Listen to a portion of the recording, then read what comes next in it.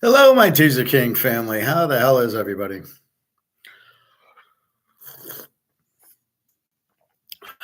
Came on a little bit later.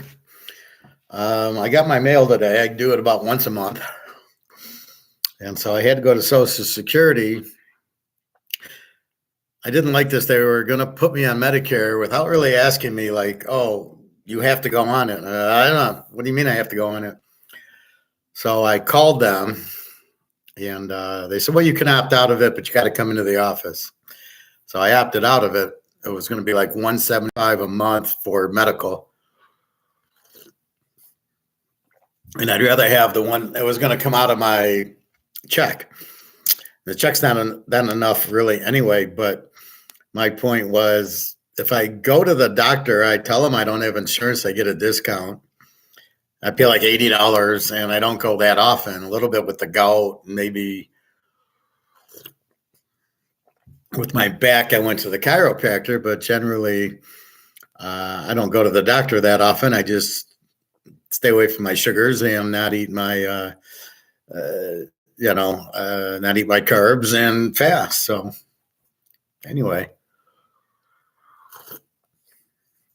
so I was at swim when I called. So I went and then went to the Social Security. It took about 20 minutes. Wasn't bad. You go into the office. So I get a raise because of inflation. So I get like $150 raise. And that's about it. Other things, I got a offer for, I do a lot of 0%, pay it off before the months run out type of thing. So I just finished up like a 15-month where I needed an extra like 2 months to pay it, and then I did.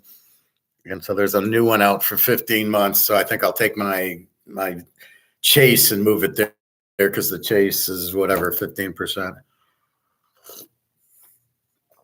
This way I still owe, but now I get 0% instead of 15, 20%. So I'll probably do that.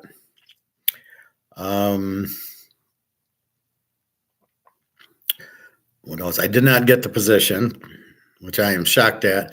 I got the guy's card, so I'm wondering if I should send him an email. I really don't want to bother him, but say I'm very surprised. I'm a senior level, and this job was under what my market value, and I still agreed to accept it. And you didn't. What happened is, so I told you I was in the lead on Friday, right? I went Thursday, and there was 3 other people. He liked me the best. Had another interview that he had to do Monday morning. So I waited till today because it's the 7th. That's good luck. And I'm waiting, going, okay, let's see what's going on. Maybe they're getting the offer together. And so my recruiter calls me and she says, well, they didn't offer it to anybody. They didn't, they liked you, but they didn't make an offer. So there's 3 things rolling around in my head. One, I was used because I was telling them how to do a budget and standard cost versus actual, which is like budget versus actual, and high level Excel. So there's a, how would you do this? And I'm telling him, so maybe he's stealing all my ideas. That's number 1. Number 2, I'm getting discriminated against because I'm older or many factors, I guess. Or 3, they realized the recession. I probably opened my mouth, said that we're in a recession and buy gold. So he probably realized that we're in a recession. I better not hire. I'm not sure. I think it's the latter. He liked me. I can see if I got beaten out. But if you're telling me he didn't hire anybody, that tells me that they put the job on freeze, because that's, why would you not hire me? Especially if you like me. So the recruiter said, well, he's going to interview more people. And I'm like, you'll never find anybody as strong as me. And I'm saying this because I got 25 years of experience as a senior financial analyst with a master's in finance and economics. Who are you going to find that's better with jobs at Mercedes, GM, and Ford? So I was very surprised. But being stoic, my attitude is, well, that's your loss, not mine. I'll get another job. I got a email they're submitting me for another job, senior analyst for 115. So there you go. Maybe he thought I wouldn't stay because if I'm worth 115, why would I take 85? And really, it's so I could buy more gold. That's always the point of it. So I'm getting Bobby. I got a little pain in my left shoulder, but I don't know. Anyway, so I got that taken care of. I got a $150 check from Alabama. I guess I did my taxes wrong, and I supposed to get a refund. And to tell you the truth, I didn't even bother doing it correctly. This is what was there. Here you go. I didn't pay. I just said I broke even, and then they did it, and then they sent me back 150. I'm like, oh, okay, so you can do my taxes. So got that back, and helped Aria today, and that was it. I don't want to get too pushy, but like, okay, what is your real name that's on your passport and your daughter's? Because that's what I need to book the ticket with. And then I'm hoping she's on spring break March 23rd. So I'm like, and they said, well, she might have a school function to go to. I go, but that's the whole point of spring break, isn't it? To have the week off. But again, it's Russia. So I'm hoping that even if there is something, she can say, look, we're going on vacation. She won't be in town, and that she'll be excused. I mean, it shouldn't be schoolwork if she's, on a spring break or on a spring break. Anyway, so that was my morning. Pretty busy. I got something for my tabs. My birthday's in March. And that's about it. So I don't know what to do with this guy. I got this guy's card where I can email him going, what the fuck are you doing?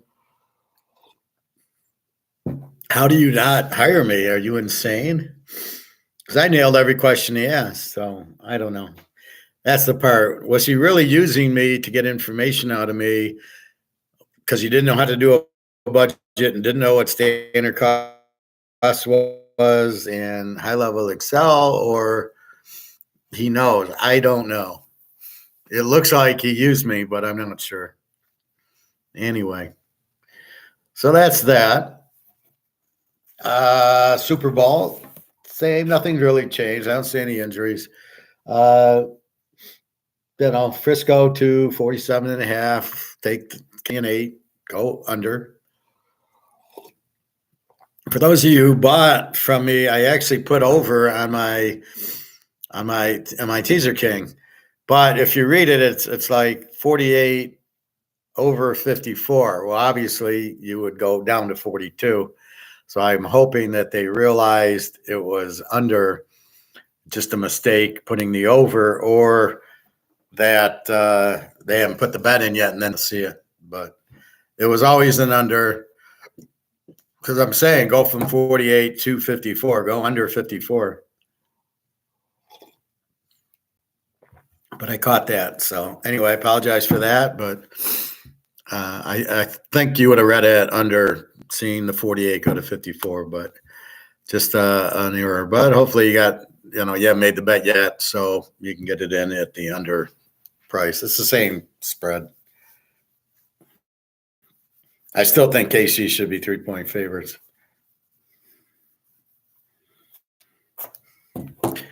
Anyway, I was watching on Netflix. They have a 30 for 30 Ric Flair. And this guy, after watching it as a stoic, this guy was about as lost and insecure as you could get. He needed attention. He couldn't be alone. And I know people like this. Hardly stoic, everything but stoic, about a 360 from being stoic. So stoic, you can be alone. You're happy. You're fine by yourself. Ric Flair could not be by himself. Basically, have to Woo. He'd always have to go to the bar and drink all day to forget being alone. He would, um, he, he definitely dated a lot of girls, even though he was married, because he'd be on the road and he couldn't be alone. He couldn't sit in his room and watch TV. He would have to go out. And so he'd go to a bar and then buy the girls drinks and probably have sex with them, I would assume. And just so he wouldn't be alone. So he was, in his mind, he's going to be the center of attention. Like you can go to a bar and just sit there by yourself, but you're basically alone, right? So we always had to be loud and woo and get a limo and basically spend all his money. And then he had to buy the drinks, and he was a severe alcoholic. And he would drink all day. I mean, he said, I drank from 10 in the morning till 2 in the morning and had 10 beers and 5 mixed drinks or whatever. And it's a sad life because he really, that's what made him popular, was he needed to be popular. He needed people to approve of him. He needed to be liked because I guess he was, hey, Greg and John, I'm talking about Ric Flair. He was on the 30 for 30. And he was it's really a sad story because he's really can't be alone. I don't know what he would do if he was me. I mean, I'm alone a lot, but I don't mind it. That's why I'm waiting for the girls. I would prefer that the girls were here. One of them, Daria and her daughter or Jenna, so we could be together instead of this. Jenna hates being alone, but she won't come because of her family. And then Daria, I can't get her here because she's in Russia. So again, we're looking forward to Turkey, but yeah, I'd rather be with one of them than be here alone. But I do keep in contact with them both.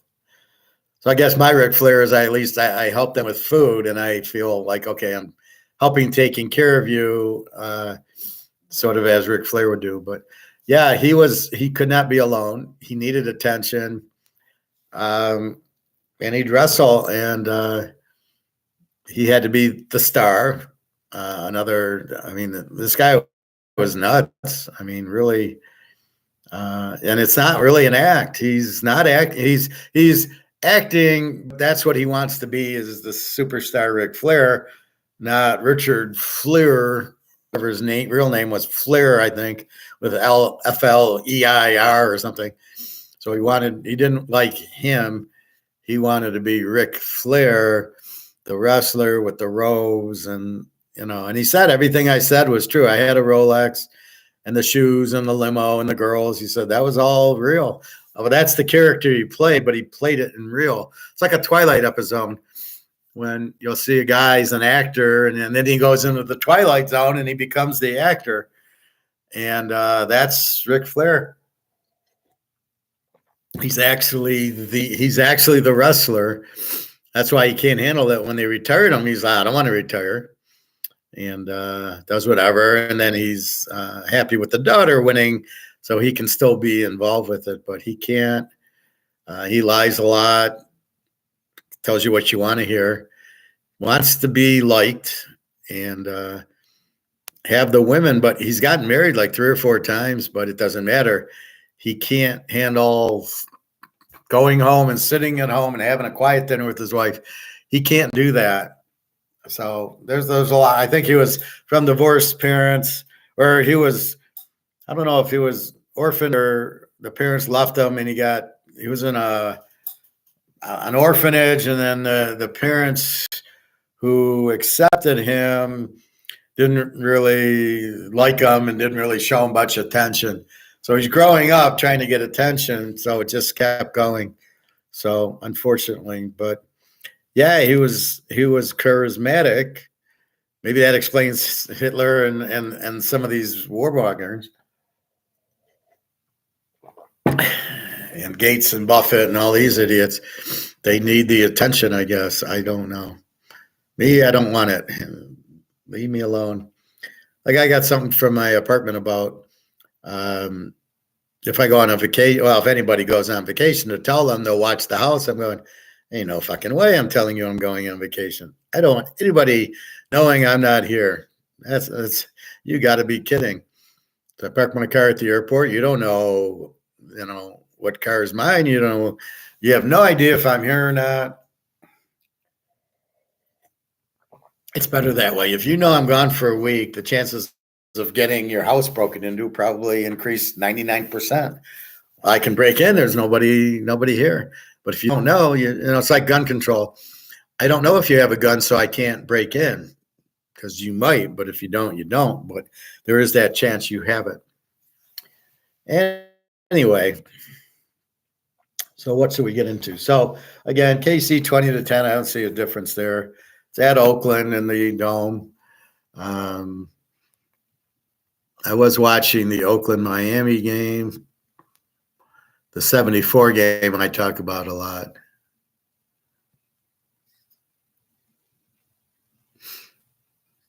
See, it's cute. I get these likes now from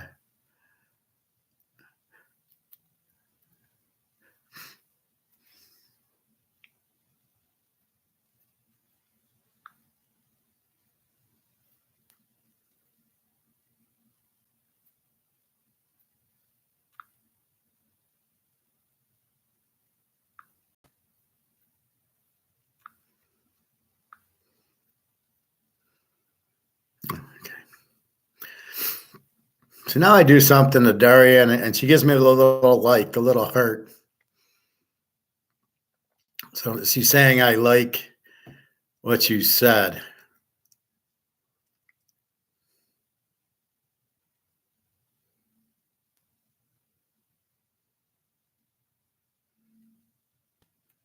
It's funny, she says she gets an injection. We would say a shot for her neck. Okay, so looking at the injuries on covers, KC, the offensive tackle is questionable. On a go. Tony's probable, but I don't even know if they'll play him. He dropped so many passes. Tunney, the good guard, is questionable with the pec. I bet he plays. He's had 2 weeks to heal it, plus he didn't play in the other game. Pacheco's fine. Chris Jones is fine. Those are the two real key ones. And really, injuries are everybody will play that can. The Niners, a couple of questionables. Kittle probable with the toe. Eric Armstead is questionable with the foot. I'm sure he plays. He's an important player. And that's it. So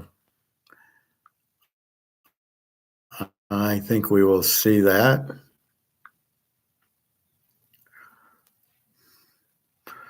So still 247.5. So it's hard for football, not what to talk about. As we said, we've talked about the draft and the quarterbacks. We've talked about fourth down turnovers enough.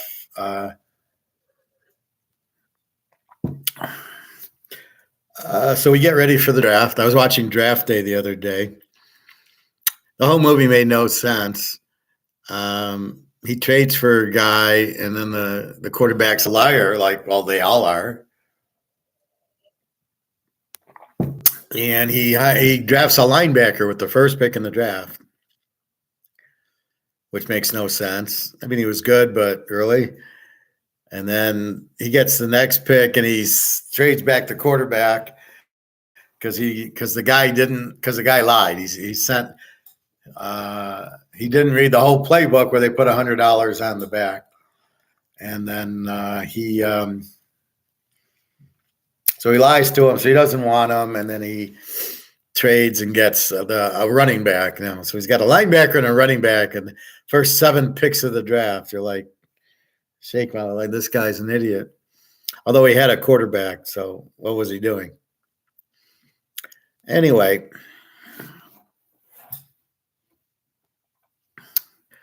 let's go to YouTube.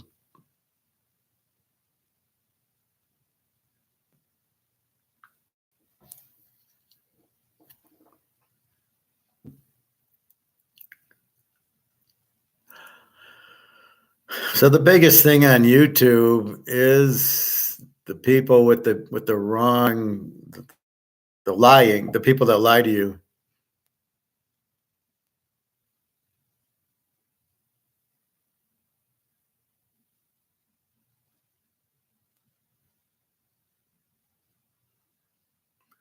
And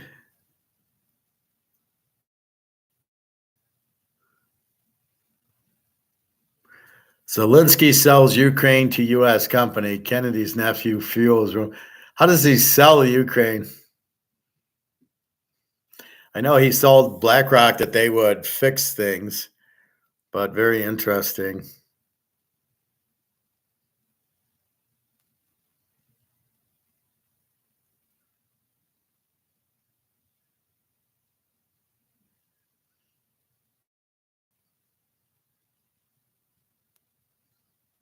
People are getting tired of these woke people and these leftists.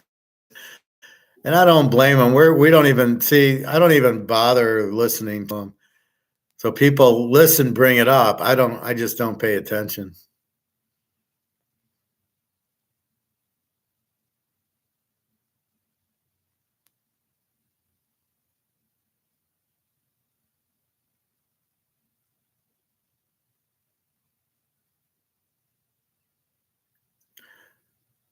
So we're looking at Argentina going back to a sound government. Where's my notebook?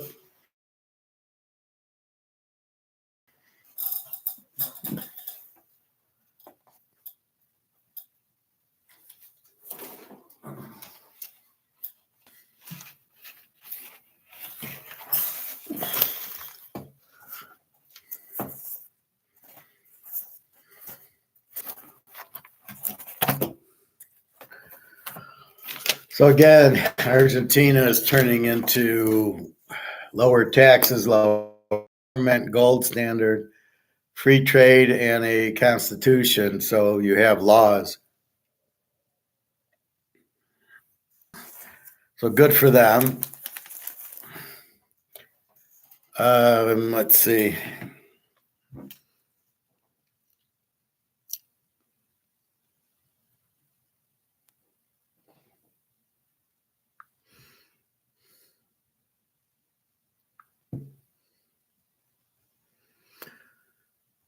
And there was this one on Go Green, Go Hungry, where he basically, who was it? It was Amsterdam, Denmark, had went green, which meant no fertilizer. They're just going to use natural fertilizer, not cow crap or something like that. And so the crops wouldn't grow, and they all went bankrupt because they didn't have crops to sell. Productivity went down because they have to save the planet. Cow crap or whatever. I mean, it's so stupid. And so now they're back to, using whatever it is. So what it's saying is, look, windmills don't work. Solar doesn't work. You need coal. You need everything. You need it the way it is. You can't escape all that. You've gotten to the point where it works. You don't really know it's fucking up the environment. And when you try to do that, well, let's go windmill. Well, there's no evidence that that works. And then you're making a big risk when you don't have, nuclear energy or coal power energy. And then we're finding out it doesn't work, which, geez, I'm surprised. What do you do when it's not a windy day out? Or for solar, what do you do on a cloudy day and at night? So we have the energy. Why are we fucking around with it? So he did that on Amsterdam. New York City is giving out $53 million to that. So let's take a look at this one. Over 10,000 people have died in Gaza already with Israeli drone strike. So I hope you're listening to this at work, because there are people who need your money, people that are not in your family. Namely, by the way, if you are an American, there's a lot of money that's going to migrants. They need stuff. You're not going to believe the story coming out of New York City. Actually, you will. I think now we're past the stage where we don't believe it anymore. So Eric Adams, the mayor of New York, has decided that $53 million need to go onto prepaid credit cards, prepaid debit cards, and be given to migrants to buy food and baby supplies, because the city was providing these migrants meals, and the migrants were like, we don't like these meals. We want to decide what we want to eat all by ourselves. So the city said, okay, you don't like what we're giving you? Okay, so we will just give you prepaid debit cards and you can decide what you want to eat. If you think I'm lying, I'm not. This is real. The pilot program is being rolled out at Roosevelt Hotel in Manhattan with 500 families that are involved. A family of 4 will get a card loaded with $1,000 a month, equivalent to $35 a day. Now, the city is saying that they only want these cards to be used at bodegas, supermarkets, and delis, and they're going to make the migrants sign an affidavit agreeing that that's how they'll spend their money. And then they have no way to track it. They'll have no idea because it's a prepaid debit card. But hey, trust the migrants. Sure, they broke the law and came into this country, and they're continuing to break other laws in this country. But definitely, once you get them to sign an affidavit agreeing that they are going to spend taxpayers' dollars at a bodega and they're only going to use it on food, we can totally trust them. Yeah, I don't really know what to say other than you should still feel bad for these people. And here's another person that you should feel bad for. Illegal migrants in New York City, by the way. His name is John Boada. He's 22 years old, and he beats down a New York City police officer. It was caught on camera, by the way. Take a look. So if you're listening to this podcast, it's illegal immigrants. Their faces are covered. They are kicking this police officer on the ground. I'm not exactly sure what could have led to this, but if you are a migrant and this is your country that you came to start a new life because you're just so poor and they just want opportunities just like Americans, this is not really the vibe. So in case you're wondering what happened to him, you would go, oh, he must be in trouble. He must be in prison. Oh, we must have deported him. Wrong. That's not what we do here. We still feel bad for him. So John Boada, after he made bail, he was immediately released back onto the streets of New York City. And he had some choice words for the cameras that were waiting outside. Take a look. Just into Fox News now, NYPD making 2 more immigrants. And that attack on officers. Those suspects also allegedly stole an officer's cell phone. Well, that'll help them track you down. So a 5th illegal immigrant accused of attacking 2 New York City police officers over the weekend showed no remorse or regret. He was seen, as you can see, giving his 2 middle fingers to the cameras moments after being released without bail. Oh my gosh, I just realized that I said he was released after making bail. No, he was released without bail. There's no bail. He's illegal immigrant. Why we don't want him to pay bail? We're going to use his prepaid debit card. That's ridiculous. Just release him right back onto the streets. That's what we're doing at the border. It's just, catch and release policy. Why not do it in New York City? And what did he have to say for himself? F you. That's what he wants you guys to know. He's 22 years old. He wants you guys to know, F you. Yes, I just beat up one of your police officers. Who cares? And what can I say to counter that? If this is going to be our perspective as Americans, that we are not going to stand up for ourselves, that we are not going to expect the government to stand up for us, and we're going to continue allow them to rake us over the coals financially for projects like this, trying to delude us into thinking that these people just want an opportunity, then at the end of the day, you get what you deserve. You get who you vote for. And New York City is definitely recognizing that at this moment. I do have to ask the question, if you are a person watching the show and you live in New York City, how do you pay taxes? I just would never. I would pick up my family and move anywhere else. To just see somebody with that perspective and to know that they're going to keep spending your money while you go to work, I don't know. I guess you guys are built different than I am. Hey guys, if you like this video, you will definitely like the full episode. So anyway, so there you go. They're beating up a cop. No, they're doing it because they know there's no consequences, right? If I know I don't have consequences, it's like betting on a football game, and I know if I lose, I don't have to pay. So I'm like, fuck you, and I'm going to go bet or playing poker. No matter what I lose, I get paid back. I mean, that's just insane. So anyway, that's what's going on in New York City. So it's crazy. I haven't read one yet. The truth behind the Ukraine flow the money, like Zelensky's like stealing the money. It's crazy. All right, so let's talk economics. Let's look at what gold's doing today. Gold was up $9 or $10, but we always have that 10 o'clock problem.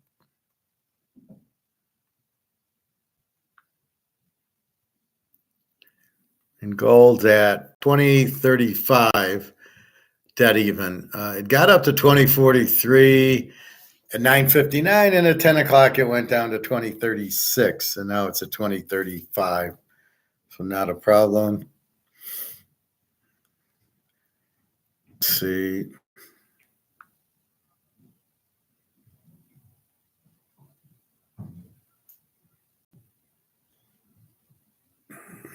Nothing there.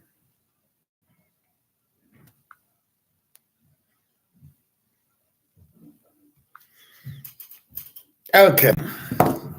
All right, where do we go? Economics. So we have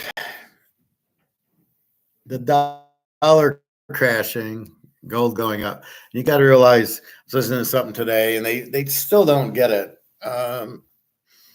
They still don't get the dollar crashing. They still think inflation's 3%. They still don't understand inflation is the interest rates. What the Fed does is meaningless. Maybe it affects the bond market. I don't really follow that. Or are they taking that for bond? Maybe that's what how the Fed charges the other banks is with the interest rates for the bonds. Maybe that's what happens. Stock market's still fine, like not a problem. So it's really really hard to figure. I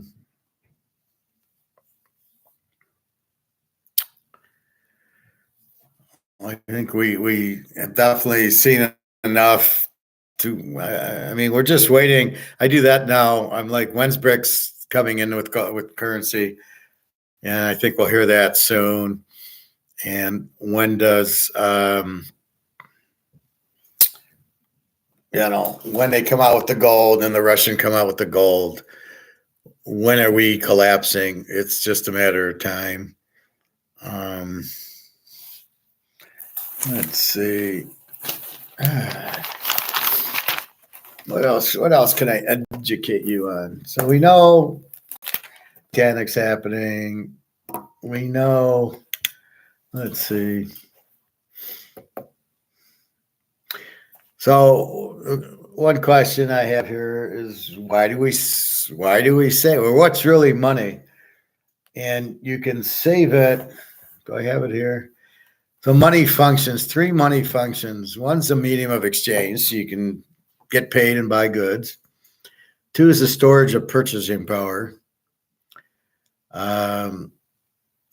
where you're hoping it keeps value, so you can, although now it's down to nothing. And 3 is a unit of account, make or lose money. So why do you save? Well, you save because you think the dollar will be worth more later than now, is really what you're doing. Or you're saving to buy a house, or you're saving for vacation. You don't know what to do with your money now, but you want to, go to Amsterdam, or you're going to Turkey, or you're going to Vegas, or something where you need more money later. But that's what savings is. It's you think the value of the money would be worth more later than now. That's why in inflation, like in the 1920s with the Germans, they'd go to the grocery store as soon as they get paid. They would get paid 3 times a day. At lunch they'd get paid. At the end of the day they'd get paid. And they would run to the grocery store and buy things because they were afraid the prices were going to go up after. So that's really what they did. They were afraid of that, and they went and they the people would run in and go to the grocery store. That's called hyperinflation. The fear of the inflation is worse than the actual inflation. So they kept printing money. And you'd keep running with the wheelbarrow to buy milk and bread because you bought it at 100 before it went to 200. So you're trying to store value in money, but as we see, this is losing value. So why do I want to save money? Okay, for retirement. Yep, I want 300 grand. So when I retire, I can spend it when I'm not working. So that's retirement, right? So you're working and you're making money and you make more than you need.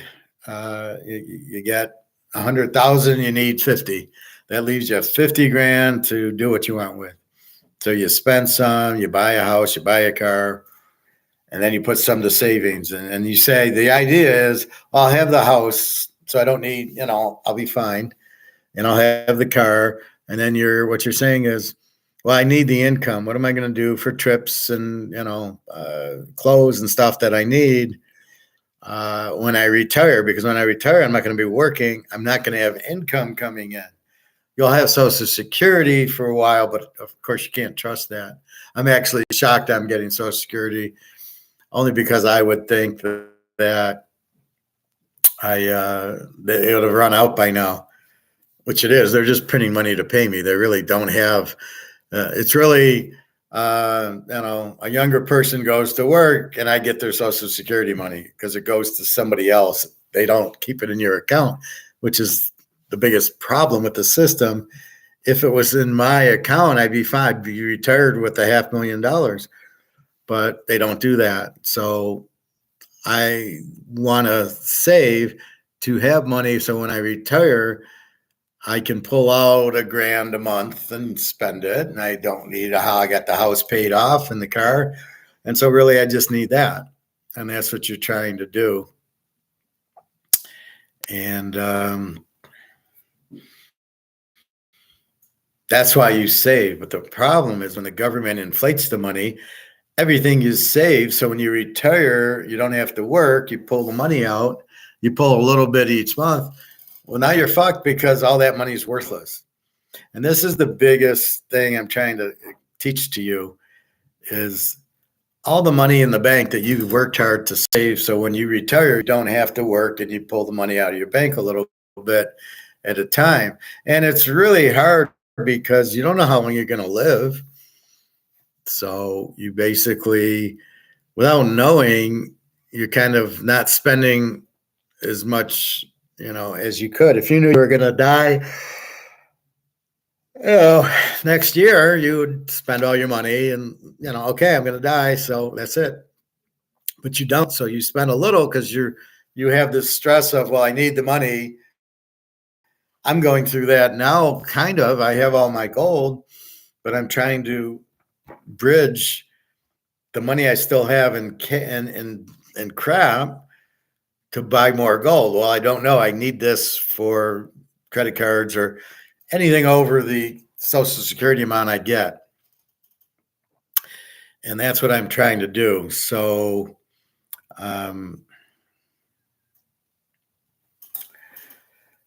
because they're screwing with the dollar and inflating it, they're screwing all the pensions, all the 401ks, and all the people that have money in the bank.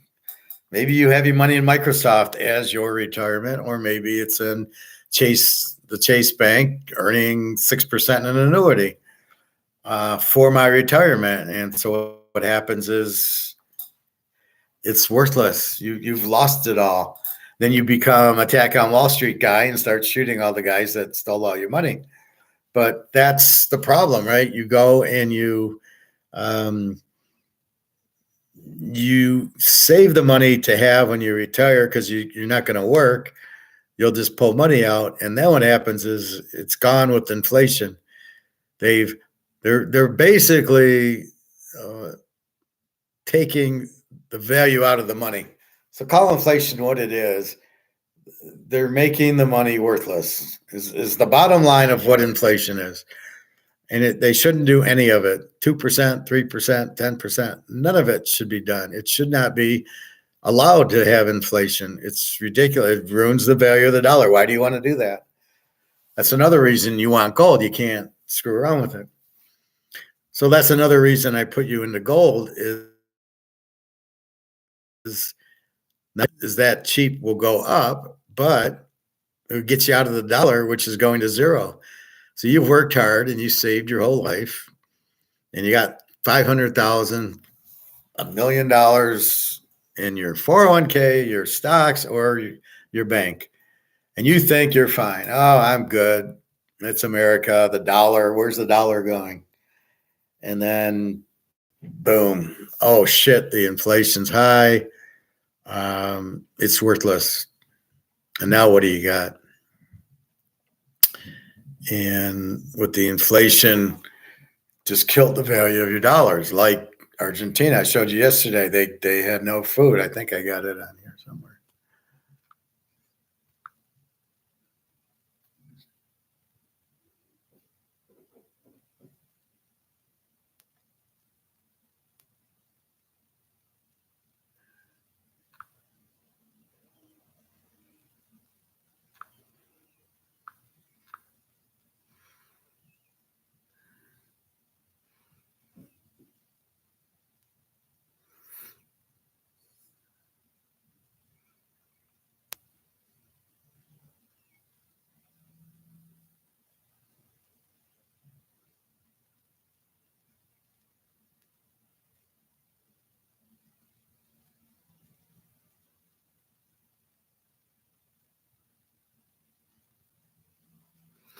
Don't watch this channel. I was watching this girl before,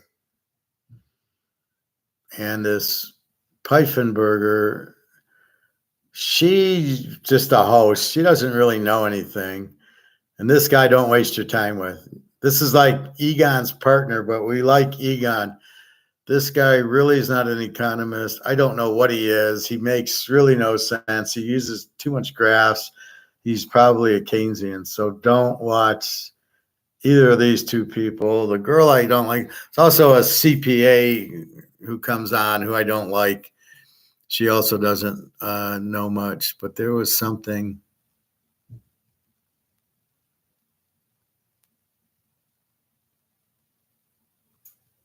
Anyway.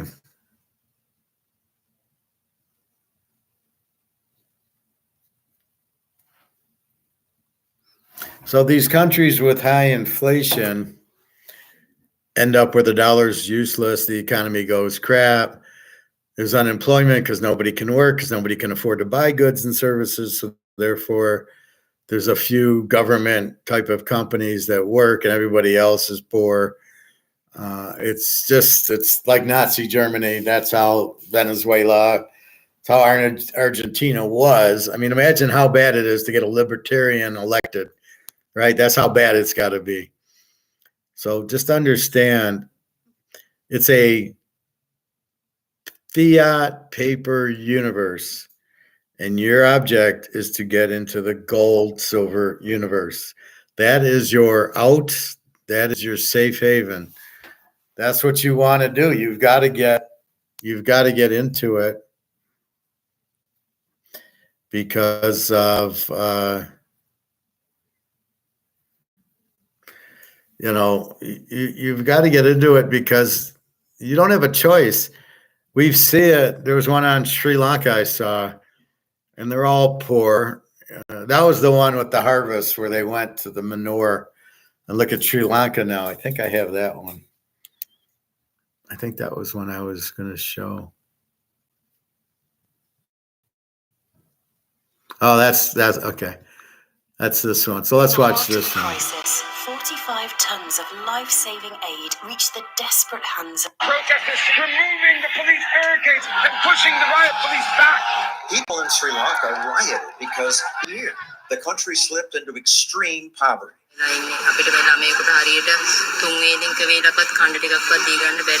A big reason is because Sri Lanka's government fell under the influence of the world's hardcore environmentalists. The green generation has risen up. We must go from harming our planet to healing it. Many governments have embraced the idea that pure nature is best. For most of our history, humans lived in harmony with nature. But we have shattered that balance, creating a climate catastrophe. We need the countries to work together. UN officials now say the climate crisis requires countries to cut nitrogen waste. There is only one Earth. Because chemical fertilizers give off nitrogen emissions. Activists applauded when Sri Lanka decided to become The first organic-only economy in the world. the country's president banned all synthetic fertilizers. Banned. We Americans paid little attention, but media in the area saw the effects. They were forced to go organic overnight, and their production has plummeted since. Suddenly, the same farms produced much less food. Food prices rose 80%. මං හිතන්නේ කන්න දෙන්න පුළුවන් වෙයි කියලා මේ රසායනික භාවිතාව නැති වුණොත් බඩගින්න තමයි ඔක්කොම මැරෙන්න තමයි. That sparked these protests. They want the whole political class to leave. The protesters stormed into the president's mansion. The president resigned the next day. It turns out that people need chemical fertilizers. Modern chemicals, in most cases, are pretty good. Of course they are. Michael Schellenberger, once named one of Time magazine's heroes of the environment, now says today's green dogma would lead to mass starvation. We could only support 2 to 3 billion people on Earth if we just rely on natural fertilizers like manure. There's 8 billion people. Why can't we make more organic manure? That takes twice as much land just to produce all the cows that you need the manure from. So synthetic fertilizers are a friend to saving nature because they reduce how much land we need. Now the environmental purists are making excuses for Sri Lanka. They say it's ridiculous to single out the fertilizer ban as the cause, as Schellenberger does. I don't think it's ridiculous to point out there was agricultural collapse after they banned fertilizers. Organics advocates made this video saying, The country needed time to change and adjust to the organic way of farming. You might be able to become poorer over 5 or 10 years rather than over 6 months, but the result is going to be the same either way. there were other causes of the problems, higher oil prices, COVID, other stuff happened. But those same problems affected other countries where the economies did not collapse. What made the difference in Sri Lanka was its fertilizer ban. But environmentalists are right to be concerned about chemical fertilizers. The nitrous oxide they emit is a greenhouse gas. And when nitrogen runs off into waterways, it can create dead zones where fish and other aquatic species are unable to survive. Absolutely, we should be concerned, but that's best dealt with through a gradual process of farmers getting better at applying the fertilizer to their crops. Farmers are already doing that. She spends more than $100,000 a year on manufactured fertilizer. Since fertilizer is expensive, farmers have an incentive to make sure it's not wasted as pollution. We want to make sure we get that fertilizer to the plant. We know that you can significantly reduce pollution while producing the same amount of food. In the Netherlands, They reduced fertilizer pollution by 70%. but now Dutch farmers are protesting because their government now wants so much more reduction that thousands of farms would have to shut down. It's out of control. It's completely unnecessary. We have to get to 100% renewable energy. We see the same extremism with ideas like the Green New Deal. We have to get to 100% renewable energy. We're in the worst energy crisis in 50 years. Energy prices going from record to record. And yet here we are. Governments are trying to make energy more scarce and expensive. European power plants are desperately trying to buy coal because wind energy hasn't performed. It's totally insane. There's no other word for it. This pursuit of a chemical-free world is insane. Modern technologies like chemical fertilizer make people's lives better. Stopping that progress brings disaster. With poverty soaring, 1 in 5 Sri Lankans are going hungry. People have no gas to cook. People have no money to buy food. So this has to stop. Sri Lanka today, the world tomorrow. Let's hope the hardcore environmental left doesn't get its way. So what did they just say? Inflation. That's why they don't have any money to buy food, because they don't have any. It's not worth anything. That's what the inflation is. It ruined the money. The other thing I got to take note at is he called it high food inflation. There's no such thing. Prices go up it always comes back to this. The value of this went down. And so there's no such thing as food inflation or any of that. The only inflation's the currency. So I always kind of get a little bit nervous when I see like a Stousel or Alligator go food inflation, CPI. It's not that you measure it and the value of this, what it buys has gone way down. That's why prices are up. Prices aren't up, as Alligator would say. The value of the currency's dropped, and that's what happened in Sri Lanka. Now, they can blame the crops because they don't have anything to sell, but it was always really go back to they printed the shit out of the dollar, and it's worthless. So that's what's coming here, right? Once you screw up the dollar, they'll come out with a new dollar, but it'll be worthless. You're going to be going, we don't have any money to buy food. And we will if you have gold and silver, because that people will recognize as money. So if I go to a grocer in Sri Lanka with this, he's not going to recognize it. But if I go with an ounce of silver, oh, I'm going to be king of that store. I'll tell you that. That's what I tell you. This is what I'm warning you against. Sri Lanka, strong inflation.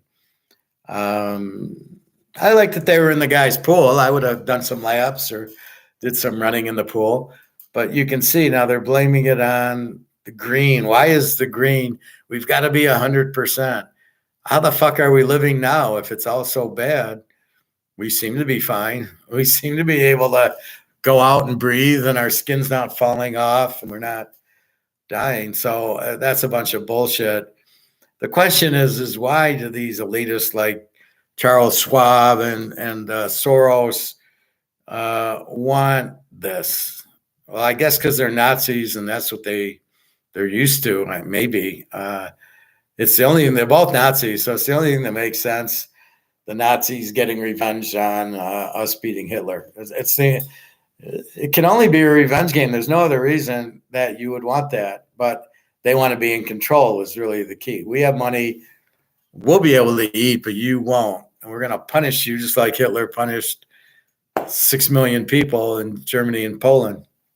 It was funny when I was in Berlin, I did not want to see that. And I'm like thinking to myself, what am I doing here? I'm here for Geneva. What are we doing here? I don't want to go to a museum. I don't want to see where Hitler walked or where he grew up or the Wolf's Lair or, this is where the Himmler lived. I don't want to see any of that. I don't want to be reminded of that. And it was very dangerous. This is the only place I've ever been where at 4 a.m, I'm going out to get my cab to go to the airport, maybe 4:30. And there was a killing. The cops were there. He says it's a crime scene. Like, where the fuck, again, in Berlin, but not anywhere else. So I'm glad I'm out of there. I'll never go back. John's friend said, would you live here or come back? I said, absolutely not. I'm going to Switzerland. If I go live, it's going to be Switzerland, but it'll be up to Daria, where she's comfortable. Things like that. But basically, this is the problem. Sri Lanka, Greece, it's the inflation. You've ruined the money. When things go up in price, they didn't. It's the money went down in value. And this is what Alligator says a lot. And this is what I try to tell you. The money is worthless. The money's worth zero, but they haven't recognized yet. When they do, you're going to go into the store and it'll be $100 for a can of tuna, and you're not going to be able to buy it unless you have gold and silver. Gold and silver are out. They're the hero. They're the Batman. And I was talking to some guy in the club today.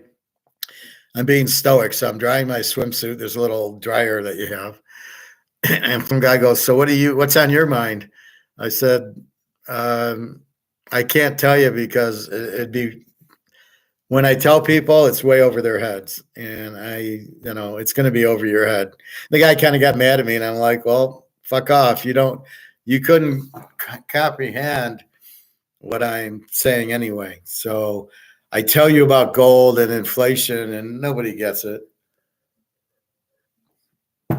You guys do because I've taught it to you, but just the regular Joe has no fucking idea what's going on.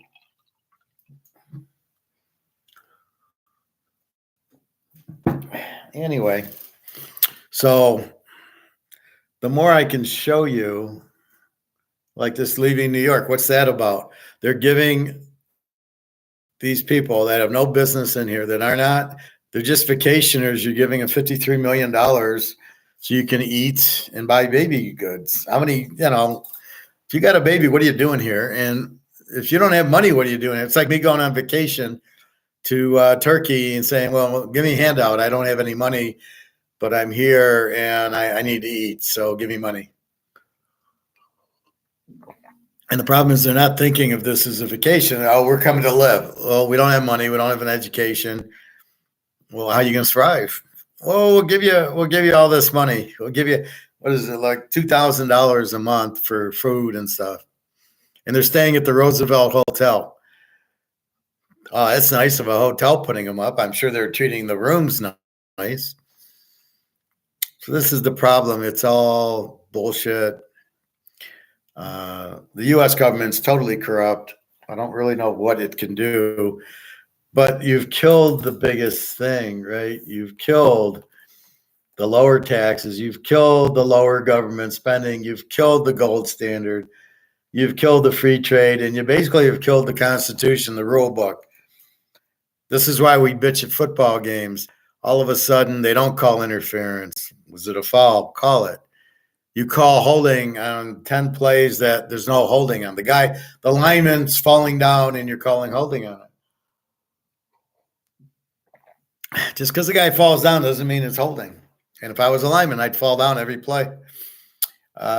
So it's when they do the rules, and then they too much, and it's always the same team. And the offsides, all right, that's not something you call. If a guy just kind of lines up an inch offside, let it go. You can't call it. What I don't like is when the defensive line kind of jumps and comes back, right? He hasn't crossed the line, and he's come back, and they call offsides on that. And it's like, what are you doing? Why are you even going? Just watch the ball. Put stuff in your ears. You shouldn't even be doing that stuff. Anyway. So what was I thinking? I had some good thoughts. So the stoic Ric Flair, poor guy. There's a lot of people that need the attention. I think that's why you get these killers. Maybe you want to be famous because you're a nobody. Nobody likes you. Your parents don't like you if you're adopted. So Ric Flair's clearly in need of attention because you can't be alone. That's a real thing. And, and then Jenna tells me that too. I can't be alone. I'm like, well, why don't you come here? You could come here and have a very nice life, even if it's for a month or two, and go back for your kids. And she won't do it. And I'm like, well, but then, look, I can give you a very easy life. You don't have to work. We can go to the club every day, eat well, and, we got plenty of gold and silver. And she won't, no, I want to stay in the Ukraine. Why don't you come here? Because there's a fucking war going on. So I saw something that I shared with some girls, Irina specifically in Romania. She was afraid Putin wanted to invade Romania. He doesn't. He doesn't want Romania or Poland.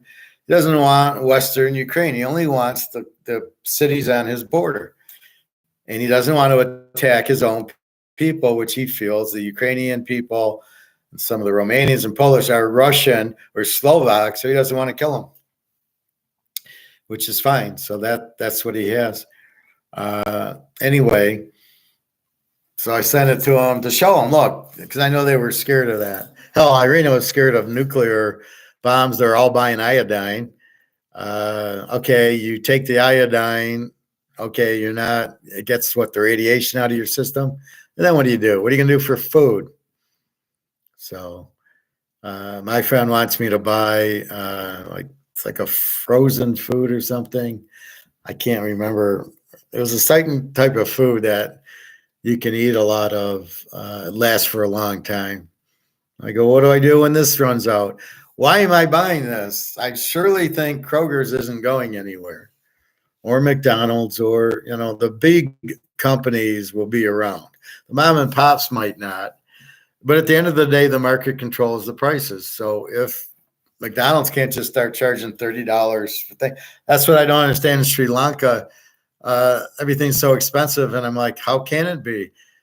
I've been to Romania and they don't mark their prices because nobody can afford this. The market's not up here. So you can't sell it up here, right? You can only sell it at the market. So I don't really know what they're talking about there. So I'm curious how the Sri Lanka prices are so expensive. Nobody can afford it. Is the government subsidizing the producers who make the food, who don't sell it? Are they getting subsidized? That's probably what it is, because that's why you need a free market, so we can determine the price. The price is set by us. It's what we want. I will give you $20, I'll give you $50 for the Canadian Club. I'm setting the market. You can't mark this at $200 and then nobody buys it. Then you got to lower your price, unless it's price fixed or subsidized by the government, where they say, look, we'll pay the $200 a bottle or whatever. That's why it's dangerous to have price controls, and that's why it's dangerous to not have a free market. You got to have a free market. Why do you want to help the producer out? You should be helping the supplier out, which is us. We've got the money. That's what needs to happen. So I don't know. Anyway, so you can see what's happening in Sri Lanka, Zimbabwe, Venezuela, Argentina, Greece, Pakistan. Turkey's got some inflation too. So you can see what's happening, what's going to happen. So when I make my comments, it's based on what's happening. It's not, I'm not pulling shit out of the thin air. I'm pulling it out of what I know to be true, and then I can back it up and show you. So it's going to be happening in Canada, and the problem is, like in America, they really can't go communist on us. They really don't have the money to say, well, Tesla, if you don't sell the car for $100,000, we'll give you the $100,000 for it. They really can't. They don't have the money to do it. And if they do print money to do it, the money loses value every time they do it. So our $36 trillion debt, which is going to 40, and if they sit there and they keep printing it, it's worthless. So the government can't really control it. That's why communism collapsed in Russia. They basically just they couldn't print the money to save them because the money had no value. See, this is the lesson learned. So what is Russia and China and India doing now? They're getting gold, and Saudi Arabia. They know you can't fuck with gold, so they know they're okay. So they figured it out. Well, the money, I can't run a communist regime with money because it won't last. It won't keep its value. And the only way to run it is with gold. So when you hear the Chinese economy is collapsing, what are you talking about? They got 60,000 tons of gold. It ain't going anywhere. And the Russian economy is bad. No, they got 30,000 tons of gold. They're not going anywhere. The person without the gold's in trouble. Oh, that's the U.S. By the way, that's us. We're too stupid to have gold. So we're going to collapse. But our class is fortunate. We understand this. We go to the gold store and the silver store. We go buy. So that's why I was hoping for the job. I would have got the job, and I'd have been at the gold store today. So I'm a little bit frustrated, not in the job, but in the gold. The more gold, see, it's like Kansas City and 8. I know that's a winner, right? I want to make as many bets as I can on it, right? Because I know it's a winner. But I really don't have anybody to play it with. Last week was easier. It was a lock because I played KC, but I could play the Detroit Frisco over, which was a lock. I mean, that was an easy lock. But I had somebody else to play it with. Here, I can play KC and 8, but I don't have anybody to play it with. I either go over or under. In my case, I'm doing both, apparently. On my site, I accidentally put the over in, but you can see it's 48 to 54, so that's under. Hopefully the people figured out. I haven't gotten an email on, well, you said over, but it looks under. Nobody's saying that, but we'll see. And I don't know if my guys, I don't know when they bet. I tell them to bet early, but these guys, they probably like Saturday, will make their bets or whatever. And I warned a couple guys, I said, play the whole year. You can't play a week or two, especially early with me, and bitch about that. You've got to play me the whole way, because all of a sudden you realize teams are over or under or this or that. And then you start making you. So I think the last 6 weeks of the regular, I was on fire. And then the playoffs, I'm 11-1. So you've got to look at the whole thing and realize what's going on. I think that's critical. So anyway, that's where I'm at with it. So let's see what else. Poker again. You're watching the bets. I was watching the Cincinnati kid. I'm bored. Football's there's not as much football to study. I'm watching the Cincinnati kid, and it's a good 1965. Edward G. Robinson's the man, and whatchamacallit, Steve McQueen's the kid, Cincinnati kid. So he's trying to dethrone the champ. And I don't understand the movie, because they're playing 5-card stud, which is, that's the real poker, not this Texas Hold'em wild card in the middle shit. And you see Steve McQueen winning and winning and winning and winning and winning. And, are they not showing you the ones he's losing? Because he keeps winning a lot. And, then it finally gets down to the last hand. And it's a cooler. So I don't understand what gutted means, right? So he guts Steve McQueen because he's got a straight flush, and Steve McQueen had a full house, aces full of tens. So I don't know if gut means it was a cooler. I mean, I've never heard the expression gut, but let's say it was a cooler. I don't really know. That's the only thing I can think of. So I didn't get why Steve McQueen was all upset. It was a cooler. He lost.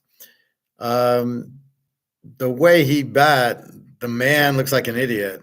So he gets Jack 8 of diamonds right off the bat. Steve McQueen has ace 10.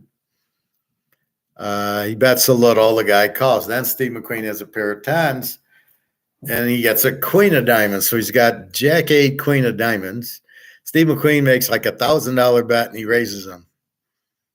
And you're like, does this guy know how to play? What are you raising him for? Oh, you want to bluff? Do you want to show that you got queens? Maybe. I don't know. Then the next card's like the 9 of diamonds. It's 8. It's the 10 of diamonds. So he's got 8, 10, queen, jack of diamonds. He needs the 9. Steve McQueen gets an ace, has aces and tens. So Steve McQueen makes a big bet, which he should have. Again, it's only 5-card and there's no wild cards. So the other guy calls a real big bet, $3,000. And, it's a good bet because you want him to pay for it, but you don't know you're going to get the full house. And he can get a straight or a flush. You don't realize he's going to get a straight flush. So the worst card for Steve McQueen comes on the river. He gets the ace for an ace high full house. The other guy gets the 9 of diamonds, now has 8, 9, 10, jack, queen of diamonds, a straight flush. So the worst card for Steve McQueen was the ace, because had he just had 2 pair, the guy's on a straight flush draw, right? So at the end, he needed a jack or a diamond for a straight or a flush. And you would have, not made the big call with 2 pair. You have a straight or a flush. But when you get an ace-high full house, the only thing can beat is a jack of diamonds. You think maybe he's got a flush, maybe he's got a straight. You don't know. And then he checks to the flush, and the flush bets $1,000, which was a real strange bet. But he had 2 pair, so he probably knew he had a full house, or he was banking on it, which was a strange bet all over the place. If it's me and I got the full house, I'm not checking a full house on the river. Once I got the cards, I want to. It's human nature. You get paid, so you would never have checked the full house. Then the man bets $1,000 with the straight flush. Another very unusual play, because he's only getting called with the full house.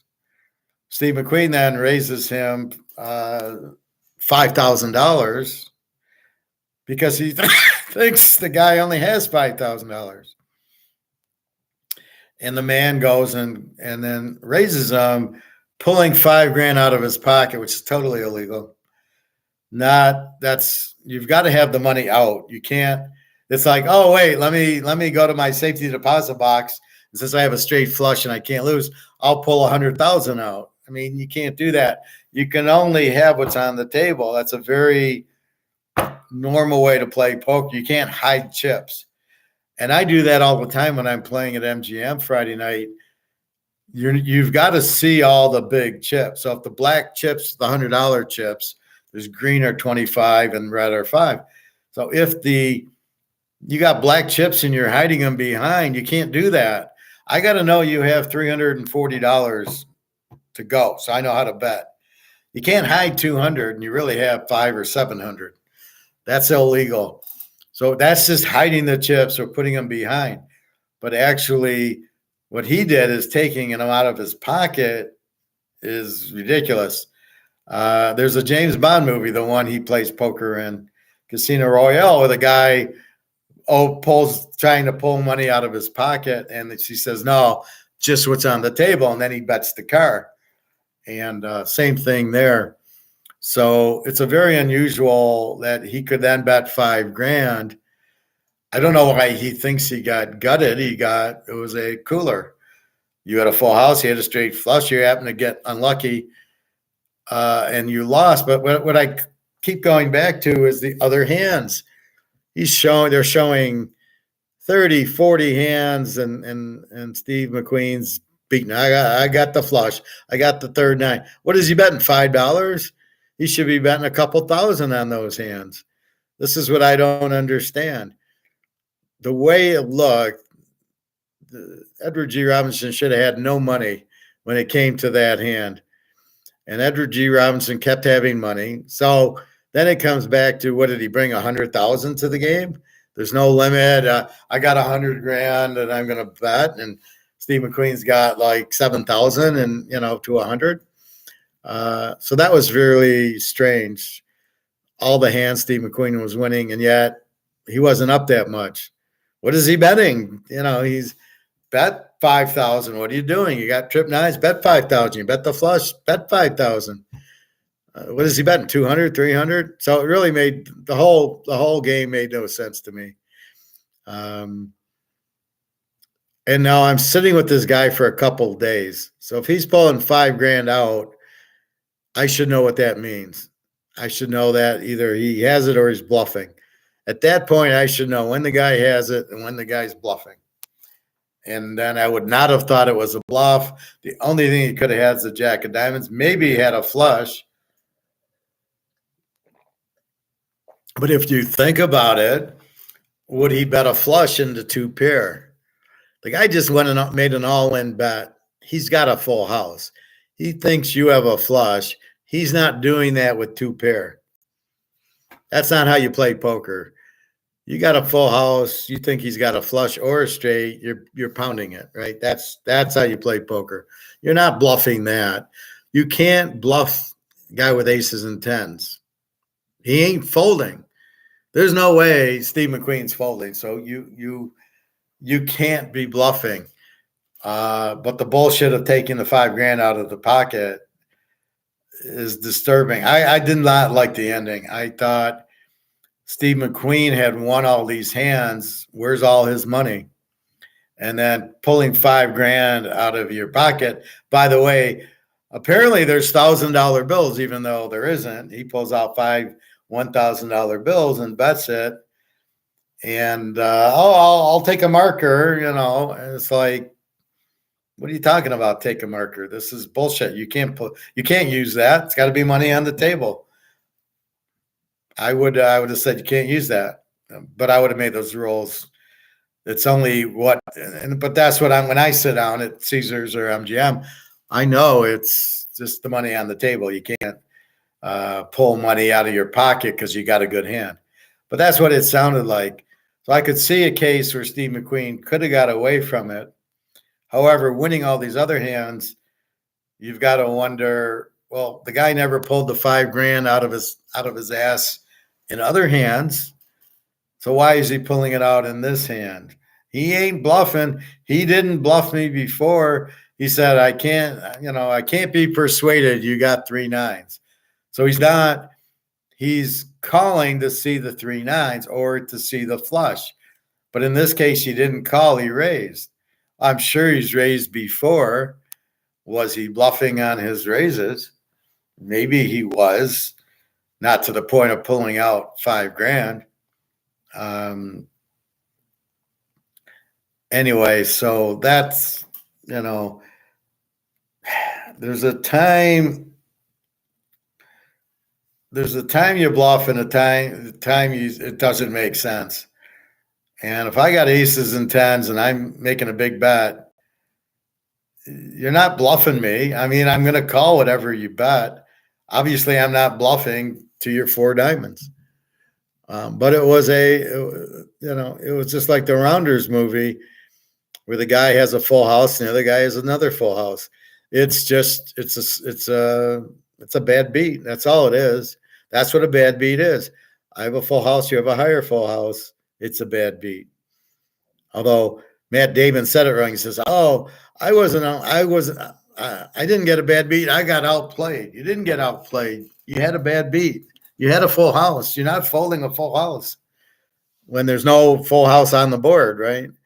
There was a pair of 9s. So the worst that he had the 9 with the ace. So he had 9s full of aces. That was the best full house you could have on the showing on the board. The other guy, KGB, had aces. So he had the trip aces and then he used the 9s with that. It was hidden. But you've got to watch the betting and you've got to watch how these guys bet. And KGB's laying it out there going, if I eat an Oreo cookie, I got it. Now, I don't know what Edge G. Robinson did. He didn't eat Oreo cookies, but he never went to pull money out of his pocket. So I would think to do that, you've got the hand. The problem was, could Steve McQueen get away from full house? Even though the guy went into his pocket. And that's what I warn about. Normally, an all-in play normally is a bluff. But if I got, you don't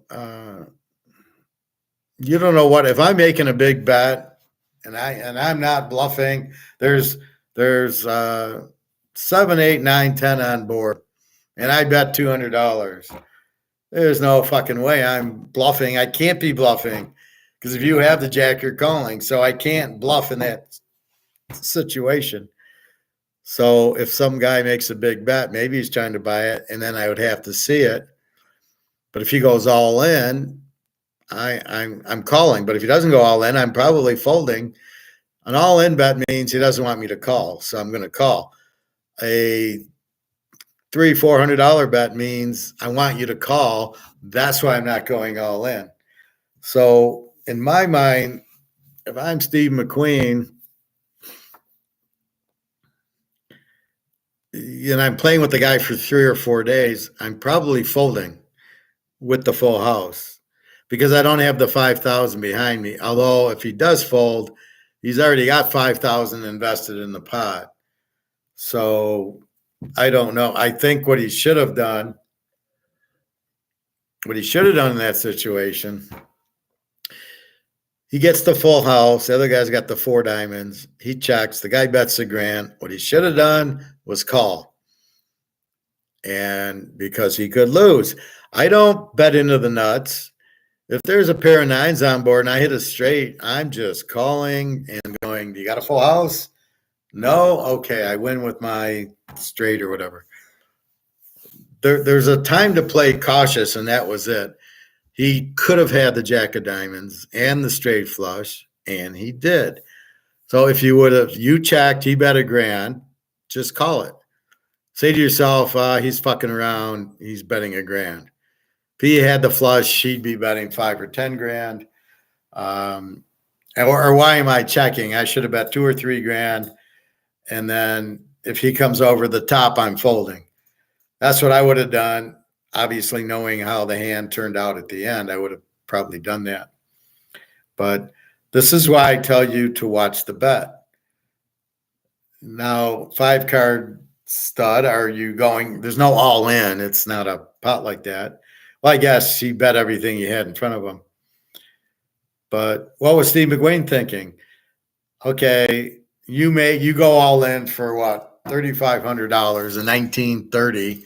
It's like betting $300,000. You make that bet. You seriously think you're going to get called? You're only getting called by the straight flush. I doubt you're getting called with the straight or the flush. Granted, you got 2 pair on the board, but I don't think you're getting called. If the guy missed it, you're not. And if the guy, hits the straight or the flush, would you really be betting with 2 pair into a 4 diamonds on the board? Now, when Steve McQueen had the flush with the clubs, he made the bet, and the guy checked it. The guy called it. He said, I can't be persuaded you got the flush. So Steve McQueen bet $1,000 or whatever, and the guy called him, right? There was no raise. And Steve showed the 4 clubs because it's 1 card under. So you've got to watch how they're playing. But why didn't the man raise on his flush? He didn't try to bluff that. There was 3 nines. He didn't try to bluff that. So why would you think he's trying to bluff? He ain't trying to bluff you. So the best thing is Steve McQueen, if he's not betting a lot on these other hands, why the fuck is he check 1,000? Okay, call. What do you got? I got a full house. I got the jack of diamonds. All right, nice bet. You bet 1,000. And since you're dominating, why do you want to risk everything? So it comes back to me with football. You've got like we've heard some of our guys, I got a $5,000 bankroll. Well, why would you put it all on one game? We win 70, 80% of our bets. And you've got it all documented on my classes. I go through every fucking game, right? You go through the playoffs. I'm 11-1. Go back the last 2 or 3 weeks. You see them. They're right there. Boom. Winner, winner, winner, winner. So why would you want to bet 5,000 on one bet? You're better off betting 100 or 200. Oh, we're 11-1. I bet 200 a game. That's 2,200 I won. I lost 200. I'm up $2,000. Why bet the $5,000 on one game? See, that's what doesn't make sense. Because if it loses, because we don't go 100%, that's the tickler. We go 75%. So we're going to win 3 out of 4. So we're going to win 1 and lose 1, and then pick up the other 2. So we want to consistently be, going, but we don't want all our money on one bet. So that's what I was really surprised with Steve McQueen. What are you doing putting it all in? And then this guy's raising you and you're acting like he's bluffing. He didn't bluff your flush. He didn't bluff your 3 nines. When did he bluff you? Like if you you got a strong hand, he ain't bluffing you. Then when they're cheating and shooters giving them the cards, you should have been pounding the guy. It's like he didn't want to. I want to beat him straight. I don't want to cheat to beat him. Fuck it. He cheated you. He bet $5,000 that came out of his pocket. So if he's cheating you, fuck him. I would have let that guy deal, and I would have just kept pounding him. And guess what? You wouldn't have lost at the end because he would never have gave him the 9 of diamonds. it would have been the 3 of clubs, and that would have busted it, and that would have been it. So he sits there for 6 days. The man, Edward G. Robinson, sits there for 6 days until he gets the what do you call it? The burn, you know, what do you call it now? Shit. Anyway, Jesus, you know, I got a full house. You got 4 of a kind. So it was I don't remember what. God, my mind's leaving me. Anyway, so what's he waiting 6 days to get a cooler? That's what it is. He's waiting 6 days for a cooler hand. I'll wait and get a straight flush when you get a full house. Let me wait 12 weeks for that hand to come up. So it was ironic that if the Cincinnati kid doesn't get the ace, he doesn't lose. He's got 2 pair. The guy makes a bet. He's got to put him on a straight or a flush because the guy, you know, I didn't see him bluff the whole time. He kept calling and calling, but it's amazing is he had all this money, even though Steve McQueen's winning all these hands for, I don't know, what was he betting, $10? So it really made no sense, the movie. And because he got coolered, all of a sudden he wasn't going to play anymore. You're the best stud player in the world, but I got a cooler, so I'm going to stop playing. What the fuck is that? So I didn't get that. There was no reason for him to call. There was no reason for him to go all in. The guy made it 1,000. I would have just saw it. See, there was another one where the pig goes and he's got a pair of 7s. So we don't know what he's got underneath. And the man's got jacks. And the pig makes a raise. And then the man comes over the top. No, it was at the end. So we're at the river. We're at the 5th card. And Lancey checks.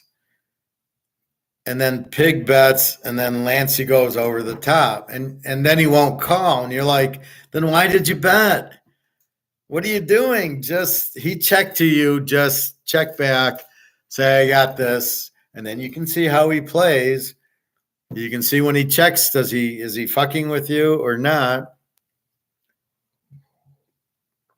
And if you're not going to call, this is my biggest pet peeve in poker. If you make a bet, so you get down to the river, the guy checks to you and you bet, and then he comes over the top and you're even thinking about it, you're an idiot. All right. If I'm not going to call if he raises and I'm not going to call it, then I don't bet because I'm only getting called by a bluff or he can beat me.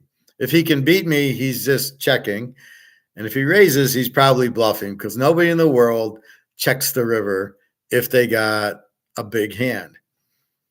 I've told you this story before. So I'm at Vegas and we get to the river and a guy checks to me and I make it 80. I got pocket queens or jacks or something. And he raises me. And I call him in about 2 seconds. I don't even think about it. I got queens. There's nothing there that he can beat me with. So I call. And he didn't have shit. And the secret is, if he really had a hand, he would never have checked the river. The impulse of people is greed. We can see it with money, with stocks, with real estate trust, investments. You're at the bank. You want money. You want interest. Greed is what kills everybody if you don't understand it.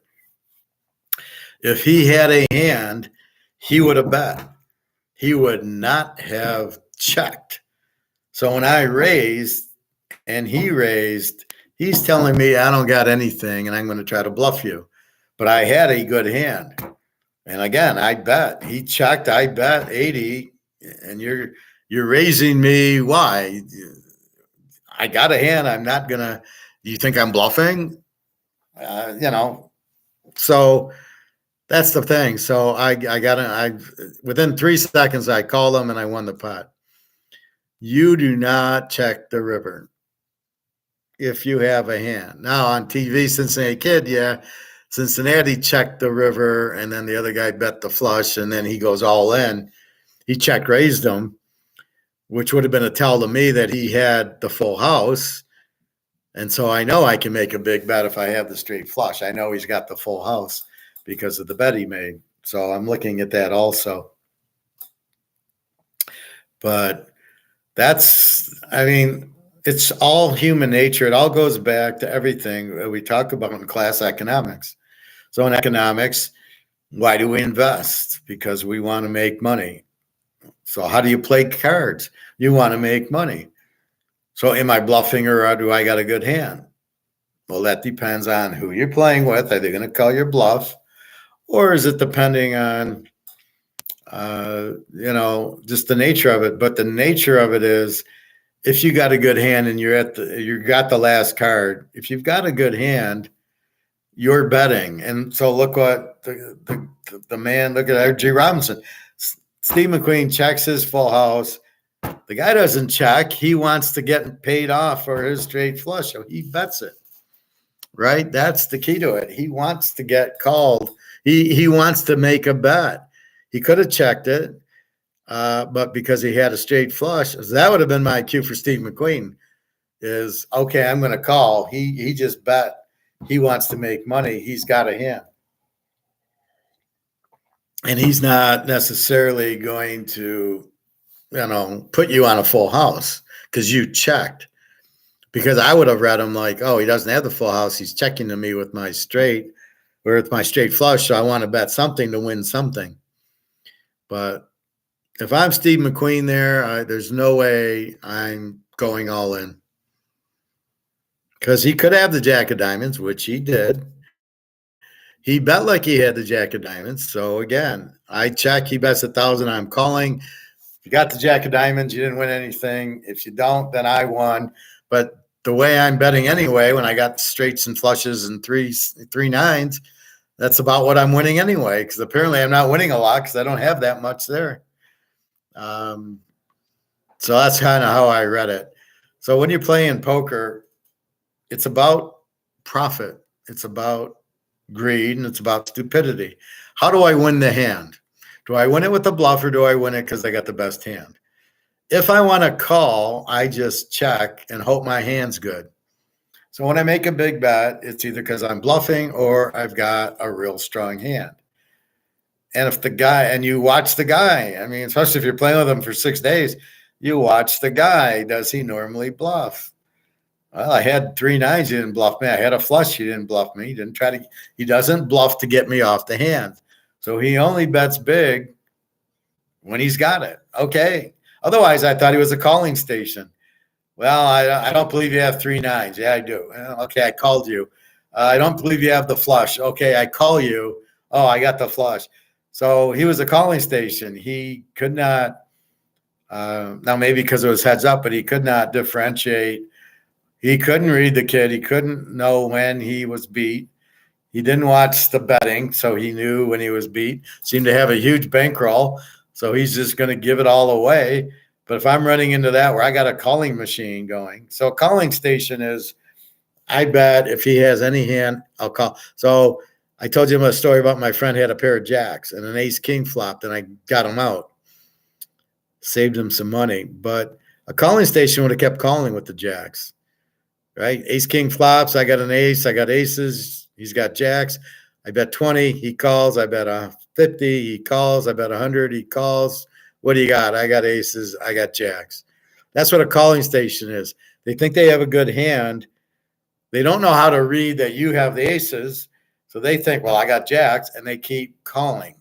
And that's what Edward G. Robinson did 99% of the movie.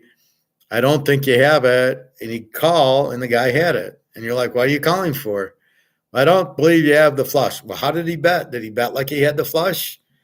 How has he been betting with the 3 nines and the flushes and the straights and the kings and the queen? How is he betting that you are always calling and always apparently losing? So I think that was a sign when he pulls out the $5,000. I would have said, you can't bet that. You can't pull it out of your pocket. That's bullshit. And I would have argued with them there, unless that was the rule. The normal rule is you can bet what's on the table. So if you're going into your pocket with $2,000-$3,000, that's bullshit. Occasionally I catch people pulling chips out of their pocket, and I immediately go to the dealer or the pit boss and complain, go, no. I'm not playing with Edward G. Robinson's bullshit cheating. I've seen couples cheat where they're married and they signal, and the signal is the guy will put a few chips next to his cards or something. And then, I got a hand. And then the lady, the wife bets, and then he raises, and then, or you bet, and the wife raises, then he raises, because they're going to split the money. And now you're in for a big raise. So he's signaling, I've got a good hand. Oh, if you're stoic like me, you read that and you go, oh, I know what you're doing. You're doing that. And therefore, I can see your signal also. So sometimes you shut up and just watch. You pick up to tell, that he's telling the wife, and I remember playing with him. I didn't like the guy. He was an attorney in Detroit, and he would slow play you. It's check, check, check, check. I got a full house. So we're playing, and me and him, and he's checking with 3 or 4 diamonds on board, and I got like 2 pair, and he's checking, and he's got the flush, and I check back, and then the next card comes out, he checks, and I check back, and he turns over his flush, and I turn over my 2 pair, if I even turned it over. And I said, well, it's an interesting way you bet your cards. I was onto him, and if he was checking, there was no way I was betting. Now, if he started betting, then I'd really confuse him, because he likes to check. He likes to check making you bet, and then he raises you and he's got a flush. Well, you're not outsmarting the professor. I would just check it right back. Again, I can have the capacity not to get greedy. That's why I win at everything. It's the capacity not to be greedy. I could have made this Kansas City play 50 units lock.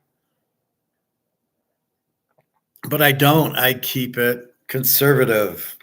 That's why we make money. I don't lose. Even if I lose a lock for 35 units, I got another one for 35 units coming up. And they're probably 50, 60 unit locks, but I'm being conservative with them. And I'm putting them in for 30 locks or whatever, or for 30 units. So that's really the thing, is if you stay not greedy, you can win a fortune in everything, right? So we do it. I don't play Microsoft and Amazon, but what do we play? Gold. And I'm not playing it out of greed, okay? I'm playing it out of stoic. I know the dollar's collapsing. Luke, when? Professor, I don't know. But I am playing very conservative. I'm not losing all my money, keeping it in stocks, bonds, attack on Wall Street, real estate trust. Oh, I'm going to make a killing. I'm going to play Madoff. See, I don't do that. I just kind of invest my money and, slowly build my bankroll. I probably made the most money betting football games. That's where I made a bulk of my bankroll. I used to work at the grocery store. I was 16. I've been betting since I was like 10 years old. So I've seen it all. And I figured it out way back when. We bet on Joe Montana. We bet on Earl Campbell. We bet on Roger Staubach. We bet on the Steelers. We bet on the Miami Hurricanes. When you find that team, that's how you make money. And then you still be conservative. I had Miami over Nebraska getting the 14 in 1984. I didn't bet 10 grand on the game. I knew it was a winner, but I just bet 500 or whatever. And then in the 19. I don't know what year. Michael Irvin was at Miami against Oklahoma, and they were a dog, and I teased it, and I had Miami in points. Miami won the game. That was their first or second national championship under Jimmy Johnson. And I bet Miami and because they were home dogs. Remember, those games were played in the Orange Bowl, the Miami, Oklahoma, Miami, Nebraska games. They were fucking home games. And yet everybody would see Oklahoma, Nebraska against the Big Eight, and they'd score 60 points going, oh, okay, I'm just going to bet them, and they're going to, no, this is at Miami. And if you've seen Miami, they're not going to blow out Miami. And Miami's going to score, right? Get John ATK. The Super Bowl tickets are, what is that, $1,200, $12,000, and a suite is $2 million. Well, you know who goes to these are corporate executives. These are more corporate games. These aren't really for me and you. So are you saying $12,000? I can't say I got a heart in front of it, but can I move it up?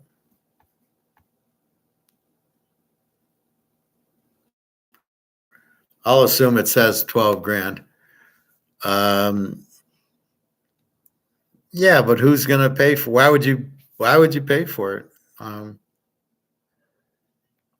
I think what's happening is there's a Ticketmaster guy, and I used to know a guy when I was growing up. He'd buy all the concert tickets from the guy selling them, and then they'd put it on the secondary market. You couldn't get it if you wanted to go to the concert.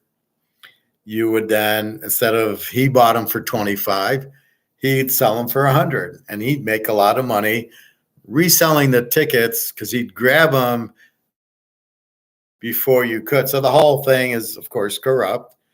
There's always insiders buying them for the cheap price that they sell them for, and then they resell them. But good luck, you can't find them anywhere. So who's paying $2 million for a suite? I don't know. I mean, for $2 million, I'd go to Caesar's Palace and get a very nice suite, or I'd stay at the Venetian or the Wind or something. I would do that before I'd waste $2 million on the Super Bowl game. But that's corporate America. It's probably Warren Buffett or Bill Gates or somebody. Some of these scammers, but what, Taylor Swift, is she paying or does she go in Kelsey's suite? I'm sure there's a team suite she goes into. With Kelsey's fat little brother, who I've never heard of, and he's a Hall of Famer now, according to Jim Nance. But that's okay. I mean, people have money, they can spend it. As long as there's a market for it, Greg and John, and that's what I keep telling you. If he goes to sell the suite and he puts it up for $2 million and somebody buys it, there's a market. So if there's a market, that's what he's doing. So I got $2 million. I think I'd be buying that Tom Brady rookie card we see for $4 million. If I had $2 million, because what he's doing is it's only for a few hours, right? What Super Bowl is a 3-hour game. So he gets there a couple hours early, watches the game, and then there goes his $2 million. Well, if you bought, a Mantle card and a Jordan and a Mahomes and, those you still have. See, that's what I mean by conservative versus greedy. I'm being conservative. I paid $50 for this card, but I knew being a 50 count, it would go up in value. And if he wins the Super Bowl, it'll be much higher. And that's what I mean by being conservative. It's a good price. Keep buying it. Keep buying. And I don't risk anything. And then let it go up and up and up. And that's how I play poker. I don't tend to go all in unless I know I got you, right? There's nothing on the board. The best you can have is, a set. I got a flush. I'll make a big bet. But I still won't go all in because I want you to call. And I'll very rarely bluff all in because I don't want to risk all my money. If I do bluff you, I'm bluffing you for $50 or $100. I'm not making a all-in bluff on you. Because if you have a hand, you're calling, and if you don't have a hand, you're folding. And I don't need to go all in to get you to fold if you don't have a hand. So if you have no hand, and I can bet $60 and get the same, get you out of the pot as I can going all in. That's the real big thing. So when I get pocket aces, so let's play this hand. I got pocket aces. You got whatever, pair of eights. The flop comes, there's no 8. So I bet, what, $40. You're going to fold with your 8s, or at best you're going to call. And if you hit the third 8, you're going to check raise me. So if you don't check raise me, I got you. And if it's pair of 8s, are you even going to call me? I got aces. But why risk 100? Because by risking 100, you're only calling me if you hit a set. You're not calling me with a pair of 8s. So therefore, there's no reason to make the big bet because you're not going to get called on it. And anybody with intelligence is going to realize, oh, he made a big bet. I'm going to fold it. Why would I call it? He's bluffing. Well, even can I be, so that's why you don't make big bluff bets, because if they don't have anything, they're not calling. They can't call you. They don't have anything. And if they have a big hand, they're going to call you no matter what. So that's why you bet a little bit. I bet $50. If he's got a big hand, he calls me. And if he doesn't have a hand that he can call me with, he folds. But I don't need to bet 500 if I can bet 50 and get the same job done. So there's risk and reward for you. We always get economics into poker. So that's what you do. So you try to deceive. You understand greed. You understand return on investment. As I just said, I can bet 30 and get the same answer if I bet 300. The difference is if this guy's got a full house on me, he's going to call the 30 the same as he's going to punish me by calling the 300. The difference is I only lose 30 and I get away from it. The greed comes in like you're trying to win a lot, but you can't force it. I can't force a football bet. I can't just bet $10,000 on a game. I can do it when my bankroll gets higher, but I can't do it. But that's why I build my bankroll. You can see we started with $1,100 locks, and we're ending with 35 unit locks, right? So we increased our bankroll. Conservative, I'm way up, and then we just keep going and going next year. And it's learning. So the system's in place. We learn the teams. Are they over-unders? Are they A's or Z's? And we bet against weakness. We take strengths. The strength plays strength. We play the dog. The strength plays weakness. We pretty much are going to bet strength unless the spread's like 14. Then we look for the over-under. We look at what kind of weakness are they? What kind of strength are they? Teams that can score or that can't. And that's what we do. We quickly spot USC, strong offense, no defense. Oh, we're going to play this team over. And then we get them against, another high-scoring team, and we love it.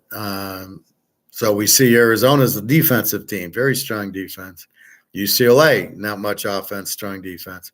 So we see this, and then we wait for UCLA to play Arizona.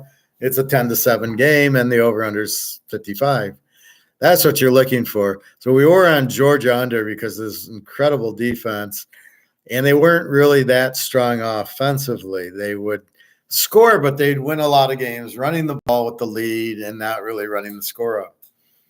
But USC runs the score up, so you don't play under too often with USC.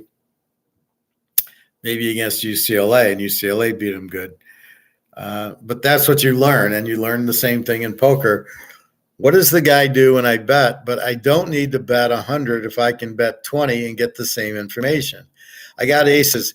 I could bet 100, but if he's got a set, he's going to call anyway. And if he doesn't, he's going to fold. But for the same $20, $25, he's going to fold if he doesn't have anything. Although if he has eights, he might call. And then I'll know I got him. But you're looking to read him. you're making feeler bets to see what he's got because the cards are hidden. So you're not, when you're playing poker, you're really not looking, I bet 100, let's see what he's got. It's, I'll bet 100. I'm going to bet the feeler bet of $20. I got aces. I'm making a feel bet of $25 to see what he's got. Because if I bet 75 and he folds, I didn't win anything. If I bet 25, he's probably going to fold if he doesn't have anything. And if he does have something, he's going to call me. Okay, that's fine. And if he calls me and doesn't change, then I know I've got him. And then we wait for the next card. And I judge his reaction and I judge his bet. I bet 25. He calls. I still have him. Then I turn over my aces. He doesn't believe I have aces, but I take the lead and make the strong bet. I don't want to slow play them because it's not a good hand when all 5 cards are out there. So you got 2 in your hand and 5 in the middle. Aces are nothing.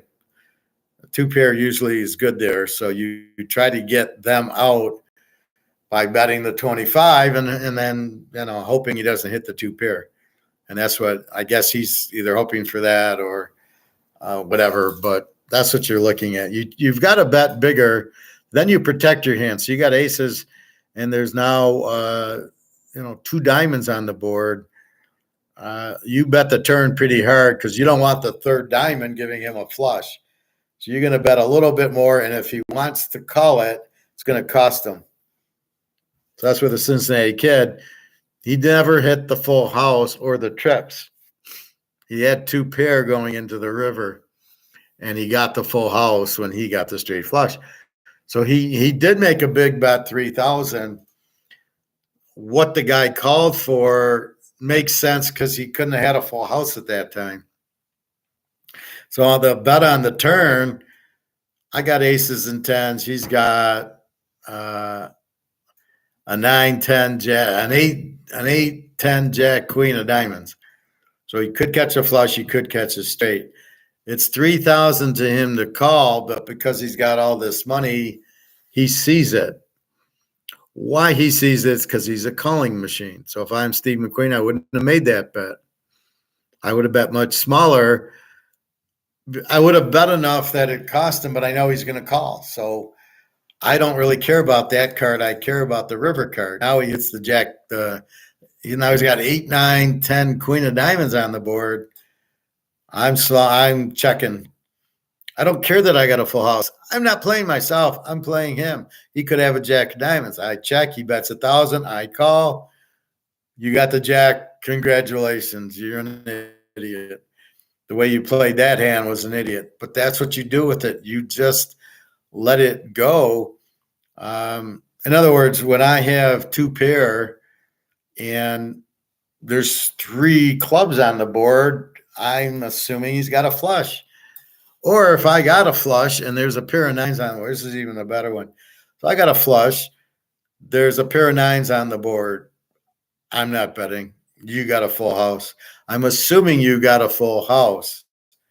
And then I make maybe a small bet or I let you bet. And if you bet, I might call it, but I'm not raising. And if I bet, I'll see what you do. Or I might just check and then see what you do. But there's no way in hell I'm making a big bet with the flush against a pair of 9s on board. The guy's in. I'll make a decent bet, but if he raises me, I'm folding because you're not raising. If I'm betting, you're not raising me. You're not raising me with the bluff. It doesn't work that way because if you know I have a hand, you can't bluff me because you assume I'm calling. I'm aggressive. I'm calling you. So you're not. You lose, so you're not bluffing. That's the biggest tell I think there is. If you're somewhat aggressive when you have the hand and you're in a hand where you're somewhat aggressive, there's no way you're being bluffed because they would assume he's going to call me. Right? I look at the guy, it's Daniel Negreanu. Well, he's a calling station. Or Edward G. Robinson here. So if I make a bet, whatever, $500, I know he's going to call me because that's what he does. He'll call me with a pair of 3s because he's in love with his hand and he can't read me. So I'm not going to make that if I if I know he's a calling station, I'm going to make a small bet and go from there. But that's really what you're doing. You're being conservative and judging the man and seeing how he bets you, right? So if he's a calling station, then you can make a little bit bigger bet because you know he's going to call you, right? But you're not bluffing. You can't bluff a calling station because he's going to call you. So I make a bet to bluff, and then he calls. Well, I can't do that. So you must be careful with it. So it all comes down to economics. It comes down to supply and demand. It comes down to return on investment and malinvestment. And it's the same thing. The investments themselves, the stocks, the bonds, are all greed. And if you're stoic, you avoid all that crap. I would never get made off. Never in a million years. Well, I can get 10% interest. Bullshit. It's 3%. How can I get 10? Well, I can't tell you. Oh, then you're just fucking around. You're bullshitting me because I know more than you do. I know you can't do it straight. And if you can't tell me how you're doing it, this is why when I pick football games, you know exactly what I'm doing. We're looking at the offense, we're looking at the defense, we're looking at the quarterback, we're looking at the coach. Last week, do they need the game? Are their backs against the wall? I give you 35 things to tell you what can come into play that could happen, and then most of the time they do. I'm giving you the defenses in the Super Bowl. Oh, by the way, Mahomes and Kelsey, and they got Purdy. And by the way, Casey's got a strong defense. So I'm giving you clues to how I read the game, but not everybody reads the clues. And that's the problem. That's why there's suckers out there betting the fucking money line and the props. Oh, Kelsey's going to catch 12 passes for 200 yards, over or under. But I'll give you a 250 to 1. Oh, I'm going to bet it because look at the odds. Yeah, the chances of you winning in that bet are like 0, right? But you'll bet it because there's big odds. I can win 200 because you're getting greedy. You're not trying to win. You're trying to win big with no idea if that's a good number or bad number. And that's what I say, and that's why I don't bet money line. I could bet money line on KC, but it's a stupid bet. I'd rather take the 8. The odds of me winning KC plus 8 in this game are 99%. Then I got to go with the under or the over, and the under, because of both defenses being strong, are probably the play. And that I love not as much as the KC. The KC is 99%. This is probably 90% that the under goes in. So the KC and 8 stronger. There's no way they'll lose by 8. I mean, unless there's an injury or something. So that's what we know. So we know basically the economy is based on a money system where money is used to draw workers to pay them, and then they go out and take their supply of money and buy goods that were produced that they want. That's the way it should work, not the communist Keynesian way where the government puts an electric car out there like you're going to pay for it, it reminds me of these prop bets. Oh, they'll put the prop bet out there. Do you really want a prop bet? Fuck no. Are the odds right? You have no idea. So it's ridiculous to play the props. Just play KC and 8. What are you doing? Well, I could win 20 to 1. Yeah, sure you could. It could snow in July too. So it ends up where it's just really stupid. And I don't know. I got to take my picture for Daria. And it's just really stupid.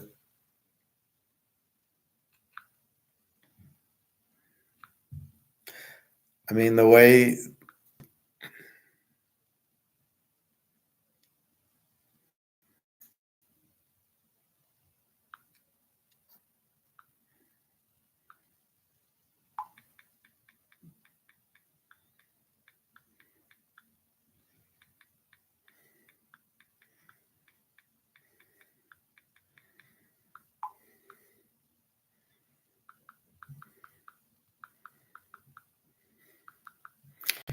Anyway, always thinking of Durian.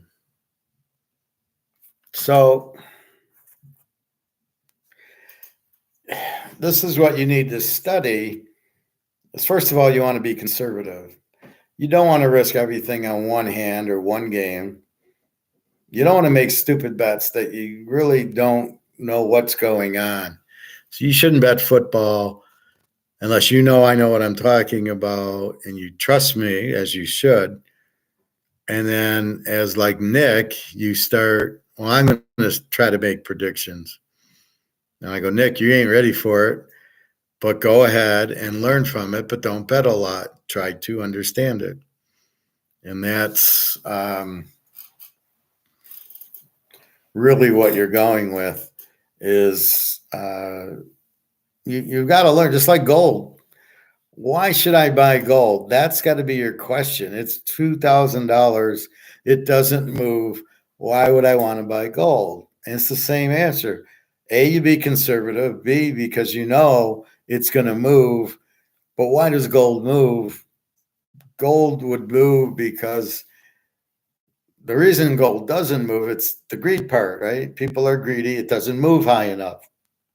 Why do they go into Bitcoin? They have no idea.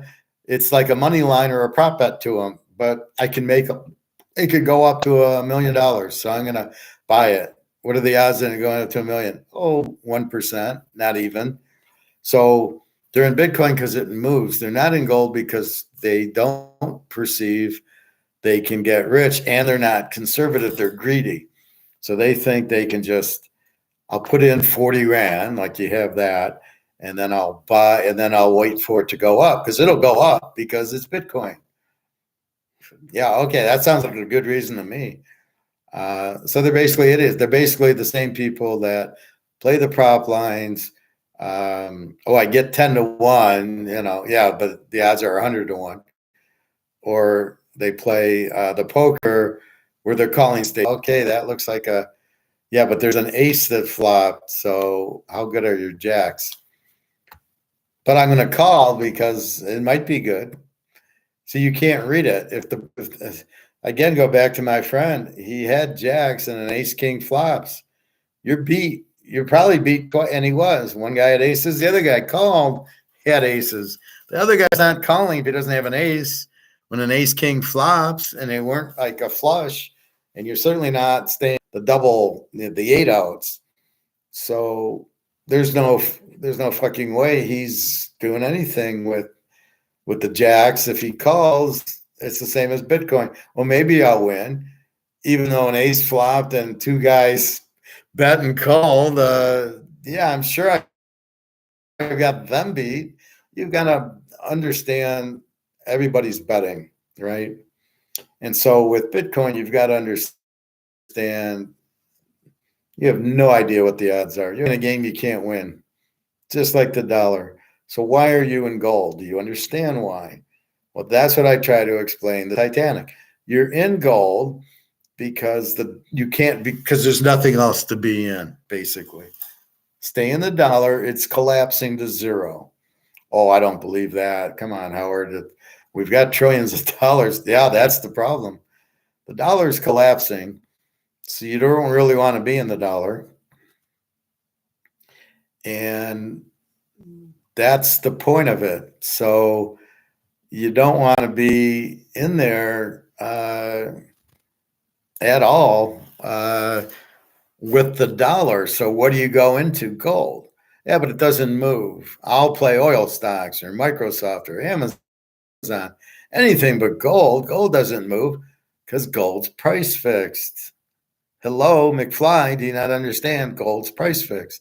So if you understood gold was price fixed, you would, okay, is it going to get off? Whose prices? JP Morgan and Comex. Okay, how could they do it? It's illegal. Well, yeah, but they run everything, so they can do it.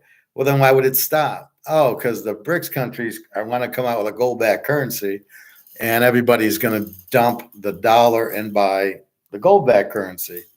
Well, nobody wants Russia and China. Well, they do because of the gold. They don't trust Russia, China, but they do trust the gold-backed BRICS currency. So therefore, there goes the dollar out the door. The dollar collapses, then gold is the safe haven and will go up dramatically. Yeah, but the dollar can't collapse. Well, look at the Romans. Well, yeah, but that was a long time ago, and that can't happen again. Well, it happened in Zimbabwe, and it happened in Sri Lanka, and it happened in Argentina, and it happened in Venezuela, and it happened in Greece, and it happened in Pakistan. Well, those are other countries. Those aren't our countries. So you could talk yourself out of everything into disbelief, and then when the dollar crashes, you'll kind of go, well, yeah, but that was Putin's fault. That wasn't our fault. We didn't do anything. So, I mean, you can keep arguing the point it can't crash. You can keep arguing the point gold doesn't go up and it doesn't pay a dividend, but gold's not a stock. Gold's an asset. Gold's an investment. Gold's money. It's kind of a three, like, this is not money. This is an investment. This is Mahomes. It's a good investment because it's Mahomes. It's 50 count, but it's not money. Hey, Luca. Oh, we're talking a lot about poker because I kind of ran out of economics, and there's very few there's one football game left. So football used to take me 2 hours to go through all the college games. I don't have anything. So right now it's poker. I'm talking to Cincinnati Kid and a few other how to bet properly and read people. It's what I've been talking about, so I'm talking now about the scenario of gold, being the devil's advocate to myself, saying, well, why would gold go up? It's at 2,000. Well, the money's worthless because they keep printing it. And that's how you blow up money, is if you print $20 trillion of it and there's no goods, then it's inflation. It's worthless. And the only thing to go out of is not another currency because they're all the same as gold and silver. Oh, okay. So why would I go into gold? So I'm playing myself now. Why would I go into gold? It doesn't move because you're not trying to get rich with it. You're trying to be conservative with it. You know it can't go to zero. You know once COMEX blows up, it's going to go to the moon. But let's be conservative. It only goes to 5,000. That still beats the 2. We know it has to go up because it's being price fixed. And the price fixing will end because BRICS, when BRICS comes out with a gold-backed currency. Well, what if BRICS doesn't come out with a gold-backed currency? Well, you've got 30, 40 more countries joining BRICS. They all want to get out of the U.S. dollar. I mean, what's the U.S. going to do? Go to war with every country? Nuke the whole world? I mean, what's going on here? I mean, it's the end because these idiots in America don't know what they're doing, and they're going to continually print because you've got the Warren Buffets and the Gates who are scumbags who want to go print money and just put it in their vaults. So they print $1 billion or $1 trillion, put it in their pockets. That's what they're doing. They're the corrupt son of a bitches who are fucking the money supply up. Because it's not backed by gold, as is the case everywhere, from the Romans to the French to the Spanish to the Amsterdamists to the English to the Nazis, when you print your money to nothing, it blows up. And I showed a video on Sri Lanka. They were calling it, the only problem they have is they called it high food inflation. That's not real. Food can't be inflated. Only, I guess, if you have 1 billion bananas, but it's the money being worthless that made the food prices go up. It's the money going down, and then it was expensive to buy food because the money was worthless, which is why you buy gold. If you have gold, the money doesn't go up at all. I got a quarter ounce of gold, I can buy the same thing I could, when the dollar was worth $500, I could buy the same thing with my quarter ounce of gold. And that's really what you're doing. So you're asking, well, why should I invest in gold? It doesn't move, because if you're in stocks, it's going to go down because they're printing the dollar. And as I just showed you the Sri Lanka tape, that they can't afford anything. Well, you're not anything. The stock market's got to crash because companies won't hit earnings. What brings the stock down? Companies not hitting earnings. The other thing that brings the stock market down is all these other countries with money in the stock market for safe haven, realizing the dollar's worthless. So they sell all their stocks. There's no buyers. It tanks. And I showed you China and Japan has just done this, where their stock markets have crashed because they don't make profit. I mean, because it's so corrupt over there.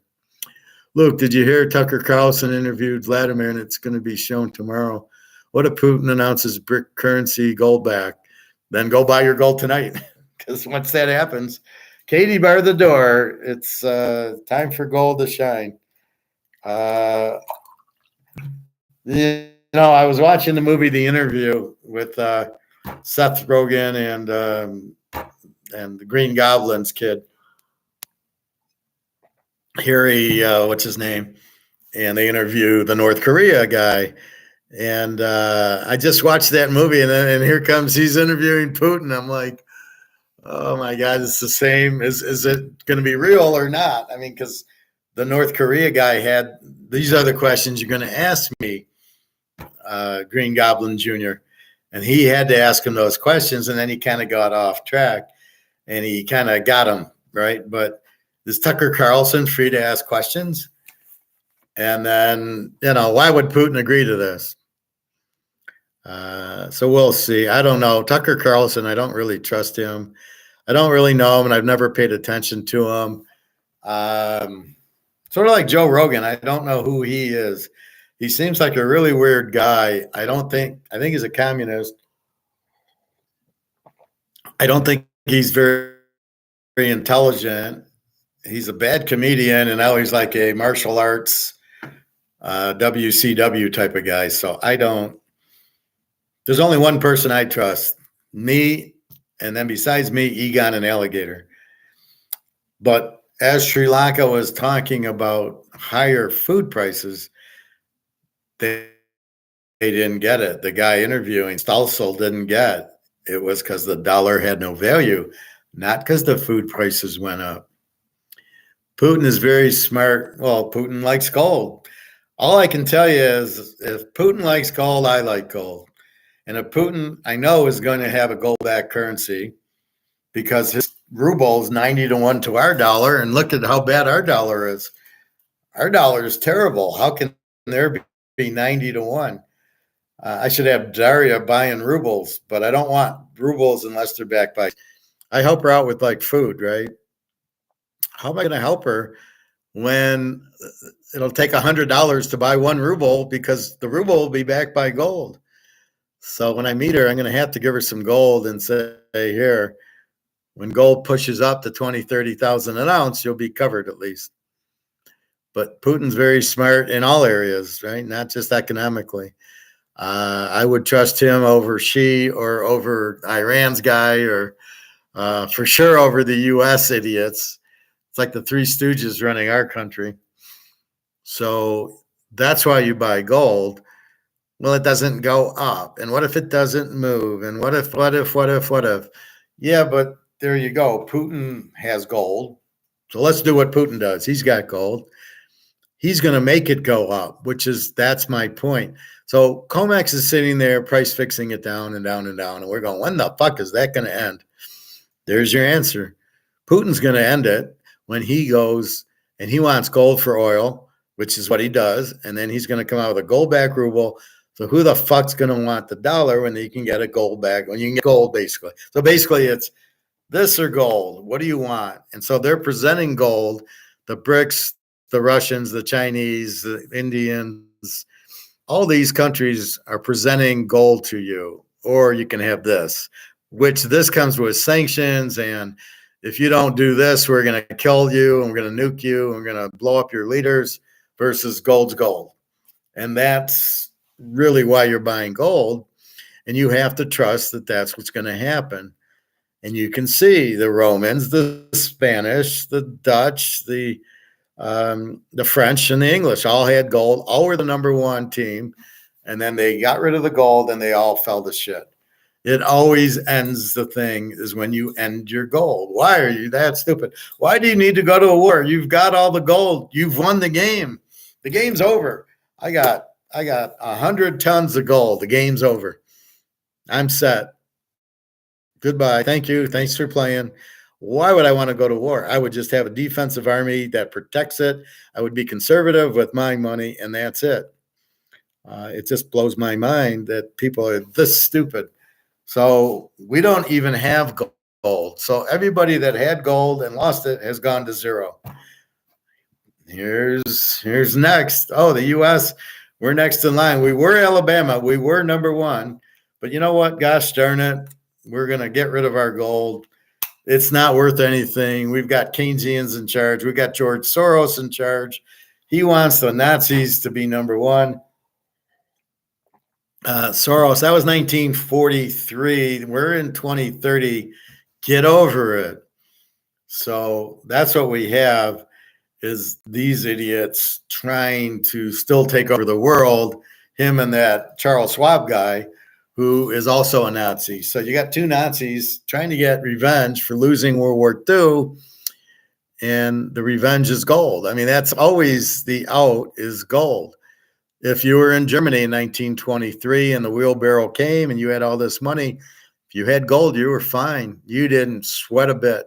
So you always want, gold's always the lifeboat. It's always because you can't print the stuff. And it's not derivative, it's physical.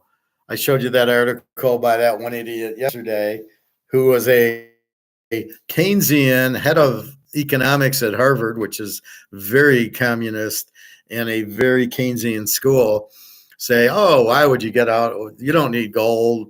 Why would you need another derivative? Well, they're not backing it by gold derivatives. They're backing it by physical gold, you moron. But he was doing the communist thing of, oh, we won't, wow, you don't want that. Forget it. You don't want gold. Come on. Look, there's no dividend. So you got these idiots that tell you that. And I tell you, and I warn you, don't listen to them. Don't listen to Reichert. Don't listen to Peter Schiff or Rick Rule, Maloney. These guys are salesmen that don't have a fucking clue. I give you Alligator. I give you Mark McGuire, and especially Egon. And Egon's probably the only economist. He knows you're going to print the dollar to death and my gold. I'm going to sit there with all my gold and jump up and down on my bed like Bobby does with his silver. And that's it. That's what's happening. That's why you do it. So as stupid as I can be about trying to devil's advocate it, you don't need a dividend with it because it's not a dividend. It's not a stock. And then do you really know the price of this? No. All you know is, well, in the FX market, this is better than the euro or the Swiss franc and you see it against these other currencies that are all backed by nothing. That's not how you price this. You price it based on interest rates. Oh, it's 10% to buy a car. Why is that? Oh, because of inflation, which means you printed this to shit and I got to charge 10% to get my money back. Don't buy this 2 or 3% inflation. That's bullshit. Notice they take all the stuff out of it. Well, that doesn't include coffee and Coke and Oreo cookies. You know what? Let's take all the food and energy out of it.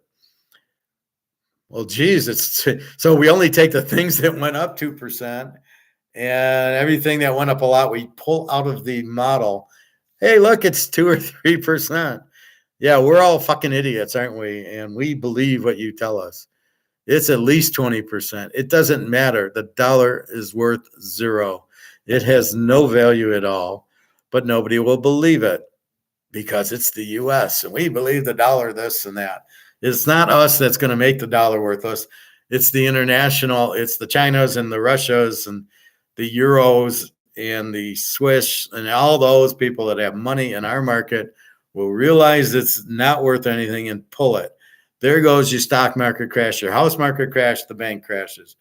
All because of that. They try to make it like, oh, if they lower the interest rates, that'll save the economy. And inflation's really not that. These are there was an idiot I saw today. I showed you in the beginning of class, Puffernick, who's on Egon's channel. Guy's fucking clueless. He has no idea what he's talking about. And I don't watch his interviews. I watch the Egon ones.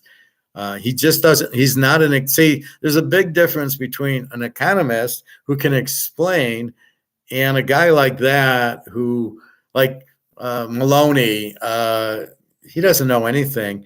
Well, Robert Kiyosaki kind of taught me. What does Robert Kiyosaki know? Nothing. He knows some bullshit about real estate. But when I listen to him, I don't learn anything. And if I don't learn anything, I don't want you wasting your time because you're not going to learn anything. If I don't learn anything, you're not. You're going to learn from me. I'll learn from them if they're worth learning from. And that's why I show you Egon and Mark McGuire and Alligator, because those are the only three that I found that we could actually learn from. Not the cowboy, not some of these other morons that really don't. They still think inflation's prices, and you just shake your head going, you're a fucking moron if that's how you think inflation is. It's the effect of the inflation. I printed the dollar, like I told you in Sri Lanka, it's food inflation. Oh, the price of food didn't go up. The dollar went down. It takes more dollars to buy a banana. That's the inflation, not that the price went up or didn't. And who cares if it's cost push or cost pull or push pull or whatever the fuck you call it? Who cares? So the first one is you've done the inflation, the prices haven't shown it. The other one is hyperinflation, where the dollar's printed and the prices are going up faster than the dollar's being printed, which is Nazi Germany, 1923. So that's what happens is people are afraid, and the prices, I better buy now before the prices go up. But who cares? They're both inflation. It's still based on the dollar losing all its value. That's the point of it.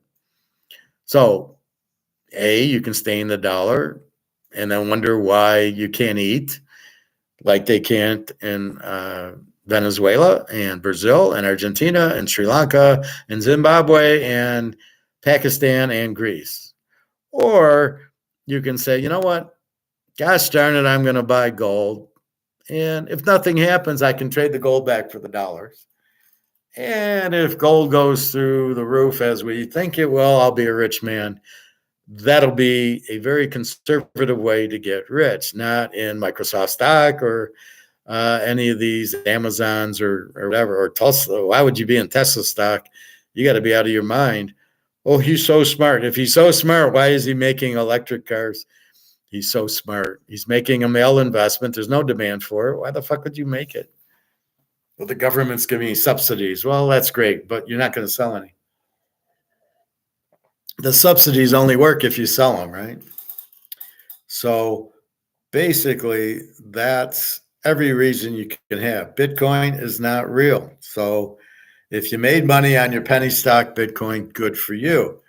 However, if you think it's going to keep going up, but you don't even know why the price goes up. Oh, it's supply and demand. So when there's demand for Bitcoin, the price goes up.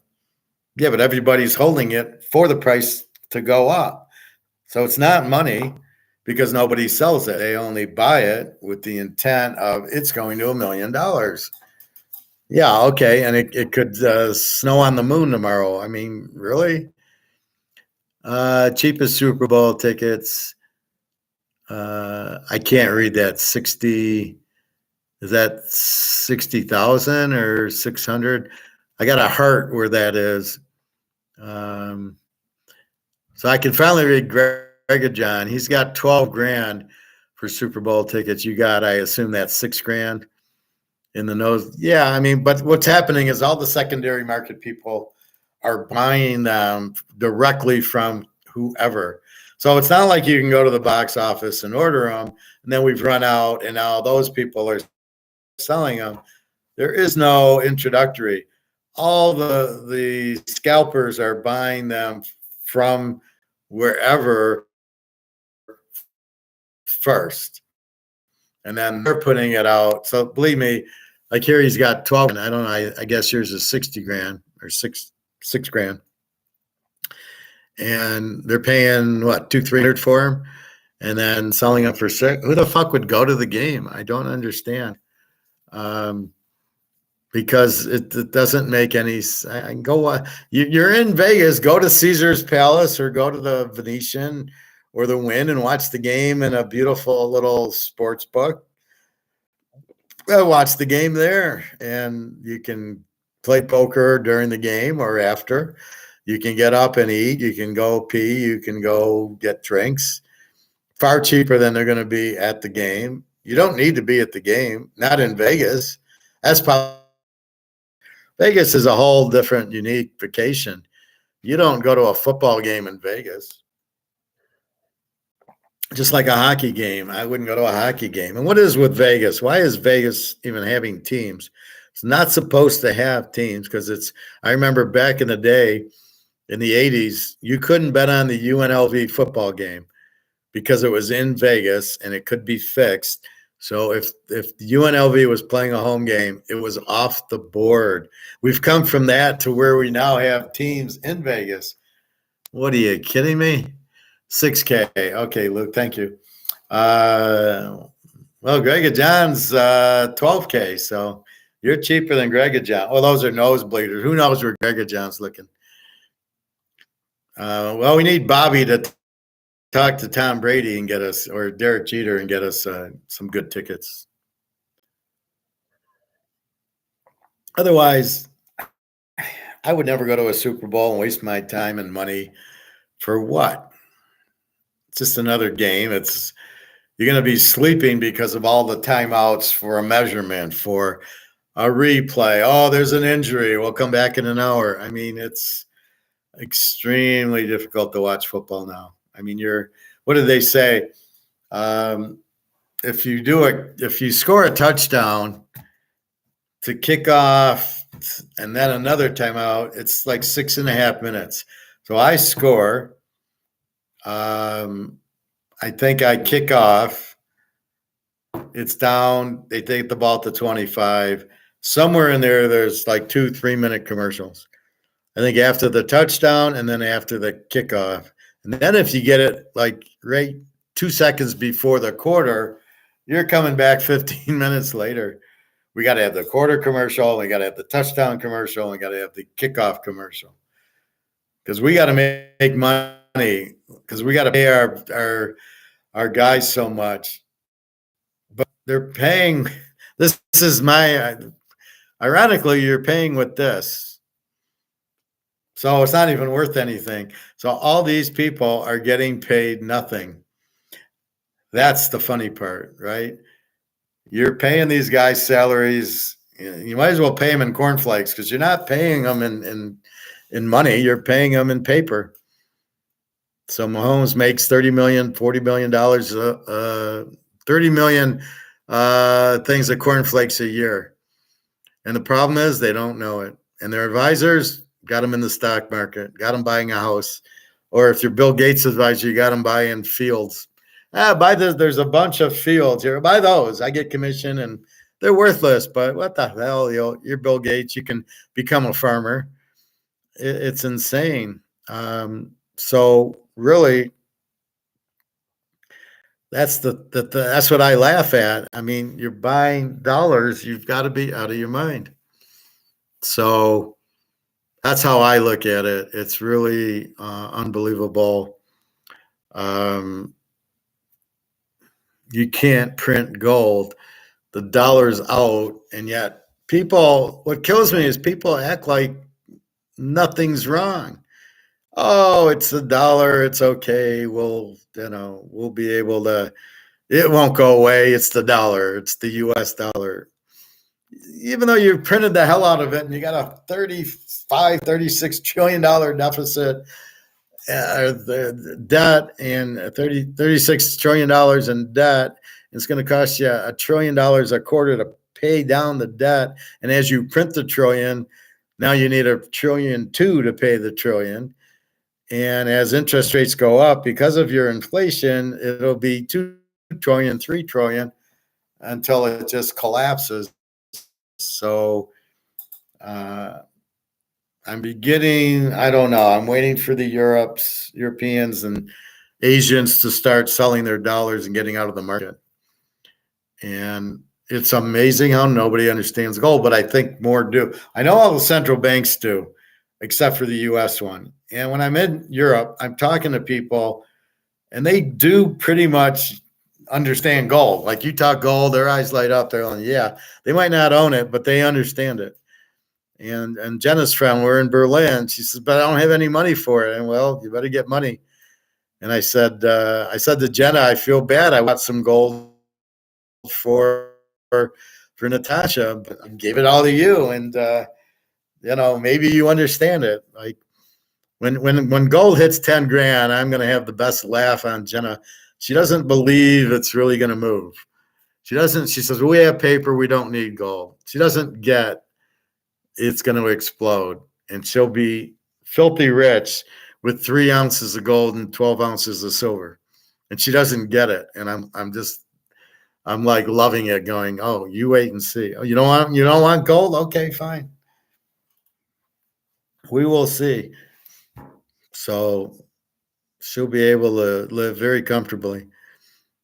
Daria, I'll give gold to when I meet her, but I'll have the gold for us. So it's really a very conservative, no-brainer.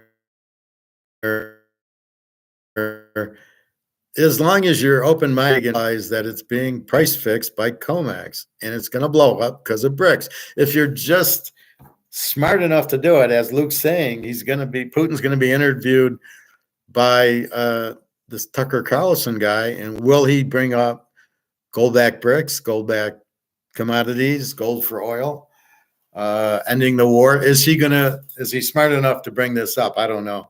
I don't know his background. I don't know what he believes about it with gold.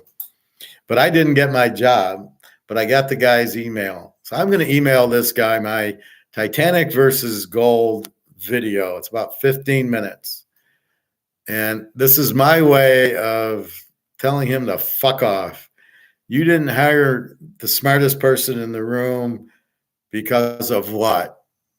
What? I'm too old. I'm the wrong color. I'm not a female. I'm older.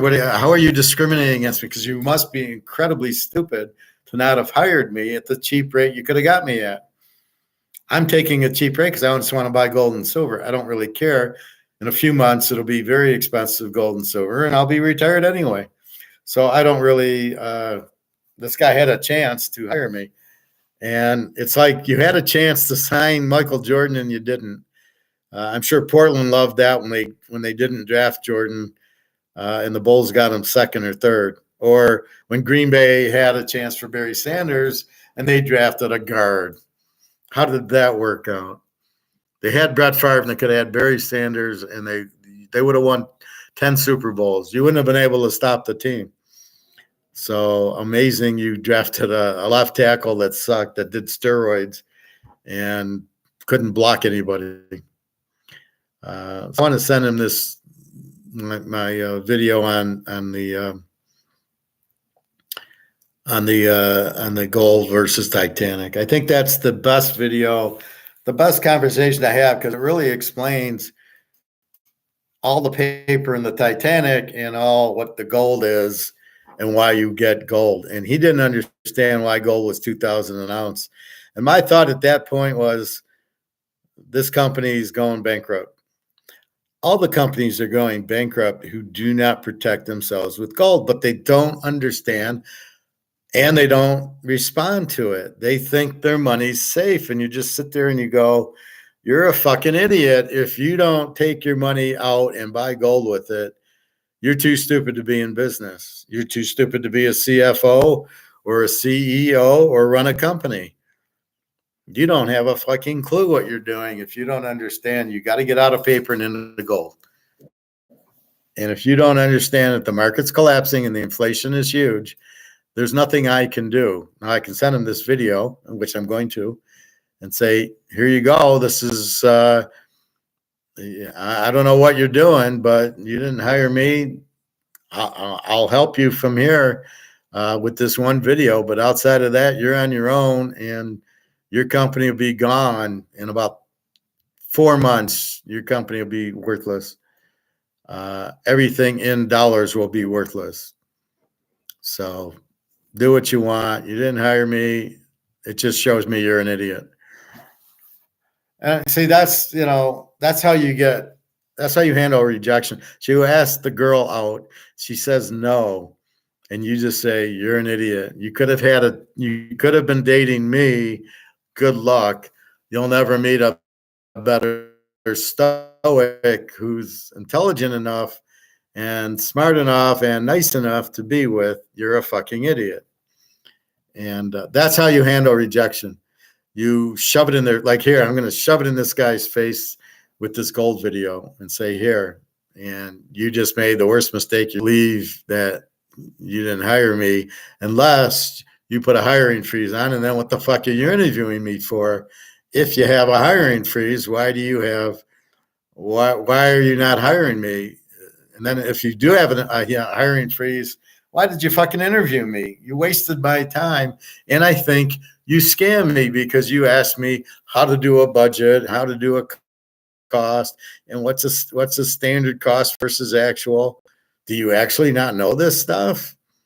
You fucking played me so you could find out how to do your job? This is what it seems like to me. Why would you ask those questions? Why would you not believe I didn't know how? And then when I proved I did know how, you don't hire me? Really? I teach you how to do a budget and standard and actuals and high-level Excel, and you have the nerve to not hire me? Then why'd you ask the questions? If I answered them correctly, as I did, you should have hired me on the spot. And when you didn't say, when can you start, I knew you were playing me. Why would you not ask? If you ask me, what's 2 and 2, because you want to know if I can add, and I say 4, why aren't you hiring me? Well, I just proved I know how to add. So you're not hiring me. What the fuck are you, how are you a CEO? You don't know what you're doing, which is what I got out of it. He doesn't know what he's doing, and therefore he's asking me how to do it. Oh, I'll bring in a senior analyst. He'll tell me how to do it, and then now I know, and then I won't hire him. I'll just do it on myself, which is exactly what I think. That's what my INFG says. It's like, this guy's just fucked around. Oh, we're not going to hire anybody. Really? So why? Thanks for wasting my time. I got better things to do than going to fake interviews. I was pretty pissed because I was the leader in the clubhouse, and obviously his Monday interview didn't go well because he didn't hire the guy. So he ends up not hiring anybody, which means there's a hiring freeze. They finally realized inflation. It's not lack of skill set. So, yeah, it pisses me off. Anyway, so I finished, Bobby, I did a 65-hour fast. So I didn't eat Monday. So I ate Sunday, I don't know, let's say 6 o'clock I ended. Didn't eat at night. Monday, didn't eat anything. Just water and tea and coffee. Didn't eat anything Tuesday. Today I ate at 11 o'clock. So it was 65 hours without food for my foot and really just to get healthy. And I've been eating shitty. But this time I am not having chips for the Super Bowl or a Coke for the Super Bowl or chocolate cream pie or cookies. It'll be a salad and a steak. I'm going to celebrate with a steak or chicken or something for the Super Bowl. It's not going to be that. And then, as I mentioned before, Social Security wanted to take $175 out of my check for Medicare. And I says, I don't want Medicare. I don't need insurance. I don't eat sugar or carbs usually, and I do my fasting. And if I do need to go to the doctor for my gout or whatever, it's like $80 to go there, and then the prescriptions are cheap. So why would I pay $175 a month when I go to the doctor maybe 2-3 times a year? And it's just because this, that, my gout, my back or something. I ended up going to the back. It cost $160 for the chiropractor, which I thought was extremely expensive. So I paid him $100. I owe him $60. Anyway, I think I get my Social Security on Monday. I gave Daria rent today, so she's fine. I give her a little extra. again, I'm excited to meet her in Turkey. It'll be nice to, you know, spend some time with her. I'm stoic, so I'm okay alone most of the time, but there's times I want company. And you know, not all the time, but you know, maybe 30% of the time I want company. And the rest I'm teaching or swimming or walking or shopping, and I don't, you know, going to the gold store. I don't need anybody to go with, or I don't need anybody to teach my class with me. They can learn, but I don't need that. So anyway, that's pretty much my case. And I kind of went off to the side with the poker, but I found it to be very enlightening for me. There's always a connection between economics and everything else, especially gambling. So if you're conservative, you will do very well. It's when you're greedy, like Madoff. So the same people that get Madoff line play Bitcoin, and they don't, and the props, and they don't understand when they lose everything. They don't get it. You know, well, Bitcoin, well, okay, Madoff. Well, how do you make money, Madoff? Well, if you have to ask, you can't play. Okay, I won't play. Why would I play if you can't answer a fucking question? How you make money means you're Ponzi scheming me, and I don't want anything to do with you. Especially the way they treated the Ponzi scheme. If you made money, you had to pay it back. What is that? That's like winning at craps, but oh wait, the dice were shaved, so you got to give the money back? Are you insane? So, or you play poker and there's somebody at the table cheated, so you got to give your money back? Fuck that. So, I mean, that whole thing was ridiculous. But when the Ponzi scheme, the attack on Wall Street guy with the real estate trust, and he loses 60 grand, he couldn't get his money back. So how come the Madoff people had to pay their money back, but the attack on Wall Street gang and the margin call gang and the Big Short gang all lose their ass and there's no repercussions? Why aren't we paying them back? More than that, why aren't we throwing the banks in jail? Oh, yeah, because the banks run the government and won't prosecute themselves. What a fucked up country we have right now, right? No laws. Is nothing here that we need.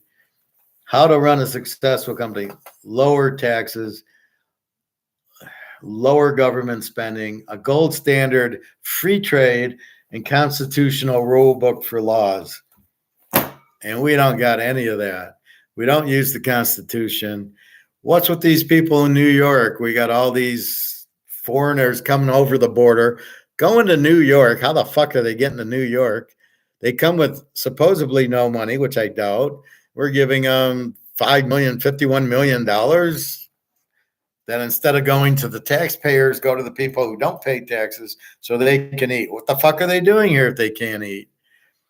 If you want to come to this country, you better have a skill set. You can't just walk in and then say, oh, this is a communist country. They're going to just give me money and I'm going to go eat. What, are you kidding me? Who's the idiot with this idea?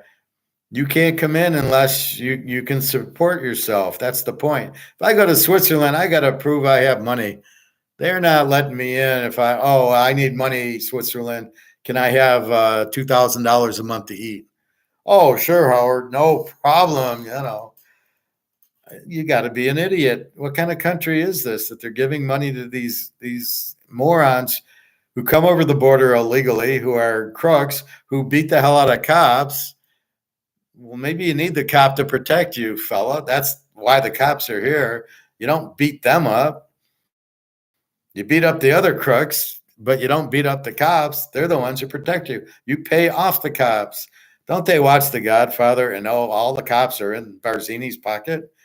That's what you do with cops. You don't beat them up. You pay them off. You pay them to protect you. If these idiots think they don't need protection, they're out of their fucking minds. Because I'm sure Luca Brasi and the Don will be all over them. And they're not going to put up with that shit on their turf. So whichever crime head is in the turf where they're beating up cops, it's going to pay them a little visit. and say, no, not on my turf. You don't do this. And you don't hurt my cops. They're all on the take. So he hurts somebody that one of the Dons is not going to like, and they will not accept that. So that's what's happening. Anyway, this will be interesting with Putin. I don't think there's much time left before the BRICS and the Russians, we get a gold standard and the gold for oil. I don't think there's a whole lot of, I think it's been festering, and the more we go to war, and it's really just to kill the country. It's all the cost is to go broke, right? You have no money. The money you have is not worth anything, right? You have a $36 trillion debt. Who wants your money? How are you going to pay back whoever takes your T-bills? We're buying T-bills from ourselves. What the fuck is that? Like I said, that's like me buying the Canadian Club, putting it up for auction, and me buying it. Did I make any money? Yeah, it sold for $100 to myself. I mean, you've got to be fucking kidding me. This is absolutely ridiculous. And I just think it's very, very close. I think it's like this far away. When we used to talk, and Luke, when I met you in Barcelona, it was a while away. We knew that it wasn't going to be tomorrow. But now what? We're a year later, and it's going to be tomorrow, right? We met in Barcelona in April. It's coming up to April, and it's just about done. You can feel it. You can sense it. You can see what's happening. All these problems, and the thing is, Biden doesn't want to look bad. He wants to get elected, even though he's 105 years old. So if the economy's bad, Biden takes the heat, he don't get elected, which they might do anyway, because they don't want Biden to win. He's too old. So they want to run Hillary Clinton for the 84th time, or Bill Clinton, or Joe Clinton, or Fred Clinton, or whoever. So I think that's what they want to do, is expose it and say, look what Biden did. Look at this crisis. You don't want to vote for him. But if Hillary Clinton was the president, everything would be gold. I think that's what they're going to do, because they can't get Biden in a fair election. He couldn't be elected. Soros is stepping down, I guess. So his son's too stupid to fix an election. So with that said, I don't know what will. If Soros can't fix the elections, so we will see. But there's a lot of pushback happening. That one Iranian telling Davos to go fuck themselves. This new guy in Argentina who's libertarian like us, who believes in low taxes and free trade and gold standards. So I think it's starting, and in Europe they're starting to elect conservative, libertarians like us. We're not really libertarian. We're for freedom. We're like that movie with Mel Gibson, Freedom. So we're getting our head chopped off. We're going to go freedom, and I think that's what we're pushing. Is this is how you become free with those? Give me the gold standard. Give me free trade. Give me low taxes. Let us fucking use the Constitution. Let's have real laws and not this bullshit corruption. And I keep hearing people get elected. They get elected for the lobbyists to pay them off. That's why they get elected. Let's see, I can make 60 grand a year, and I'm going to get 10 million a year in lobbyist money. Yeah, I'll run. I mean, it's a joke. And then to run, you got to have all this money to run, which means the banks are backing you, which means now you owe them a favor, which is another problem. Anyway, I am tired. Like I said, 65-hour fast. And my foot still bothered me a little. And I'm like, well, what am I going to do? Go for 3 weeks and not eat till my foot heals? It's a little bit better. It's moved a little bit. I'm fine in the pool running. Like I said, I ran to Social Security to take care of that. So I kind of cut my workout a little short so I could run, because they're only open till 4. And it was pretty quick. It didn't take long. So I'm okay. He said they won't take it out, so I should get a full check. And like I said, if I go to the doctor, I say I don't have insurance and I want the $60. But anyway, I never thought I'd get it. I didn't think it'd be, because when I went to school in the 90s, it was broke then. I mean, it was done. There's no money in Social Security. So it's just printed is all it is. But the guy said, nope, you'll get it. It's the second Wednesday of the month, but it always comes on the Monday. Anyway, so that's what's happening. So pretty good day for it's the 7th. It's always good luck. I got my mail after a month. I couldn't even, it was like I opened the mailbox. I couldn't get, it was all jammed in there, but I don't really, there's very little of this stack of mail. I got my license plate tabs. I got a bill from my chiropractor that I owed him 160. Now I owe him 60, and something from Social Security, which I took care of. And that was it. I mean, there was very little. So that's it, really. Nothing much. So thanks, Luke. I will. You know, I enjoy doing this. Gives me, you know, I like to talk, so it gives me. I can't sit here by myself and talk. But I just feel we need to know, there's so many people that are just clueless. Now, I know you and Greg and John and Bobby hear it, so you know it, but there's always new people that come on. There's new people that watch. I mean, keep in mind, this is live, but it's still out there. So you could watch, you know, there's another 60, 70 people who watch it. I don't understand how I don't get 20,000 views. Like some of these morons out there get all these views and I'm scratching my head, but I don't do the money thing and I don't do the commercial thing because I don't want to piss everybody off with commercials every 2 minutes. I mean, it's getting ridiculous. There's what is it, Pluto TV? It's like 8 commercials now, 6 commercials. You're like, I can't watch the fucking movie with all these commercials, but just watch Cincinnati Kids. So we talked about that in length. Which is a good analogy to economics. You if you really want to gamble, you can lose. You shouldn't gamble like that. You should be conservative. You don't get burned if you're conservative. All right, time for a dinner and put on a movie. I'll probably fall asleep because I'm so. I really what I had an omelet and an avocado. At 11, like, okay, I can eat now. And I had a pita bread. So I don't know what I'll do for dinner. I do have some chicken that I cooked 3 days ago that I really cooked good. It was chicken breast I cut up in the frying pan, put all my sauces and spices on it. And it's great, but I had to wait 2 days to eat it. It was frustrating, but I don't care. I was happy. When you're done with the 65 hours, you're pretty happy with it because you've done it and you know you've cleaned your body out. And you know, you gain a few pounds, you kill those. God knows what I put into me. So I kill all the bad cells with letting the guy clean. And that's what Bobby never understands. He'll do a 24-hour thing, but you only clean the cells after 18 hours, the autography.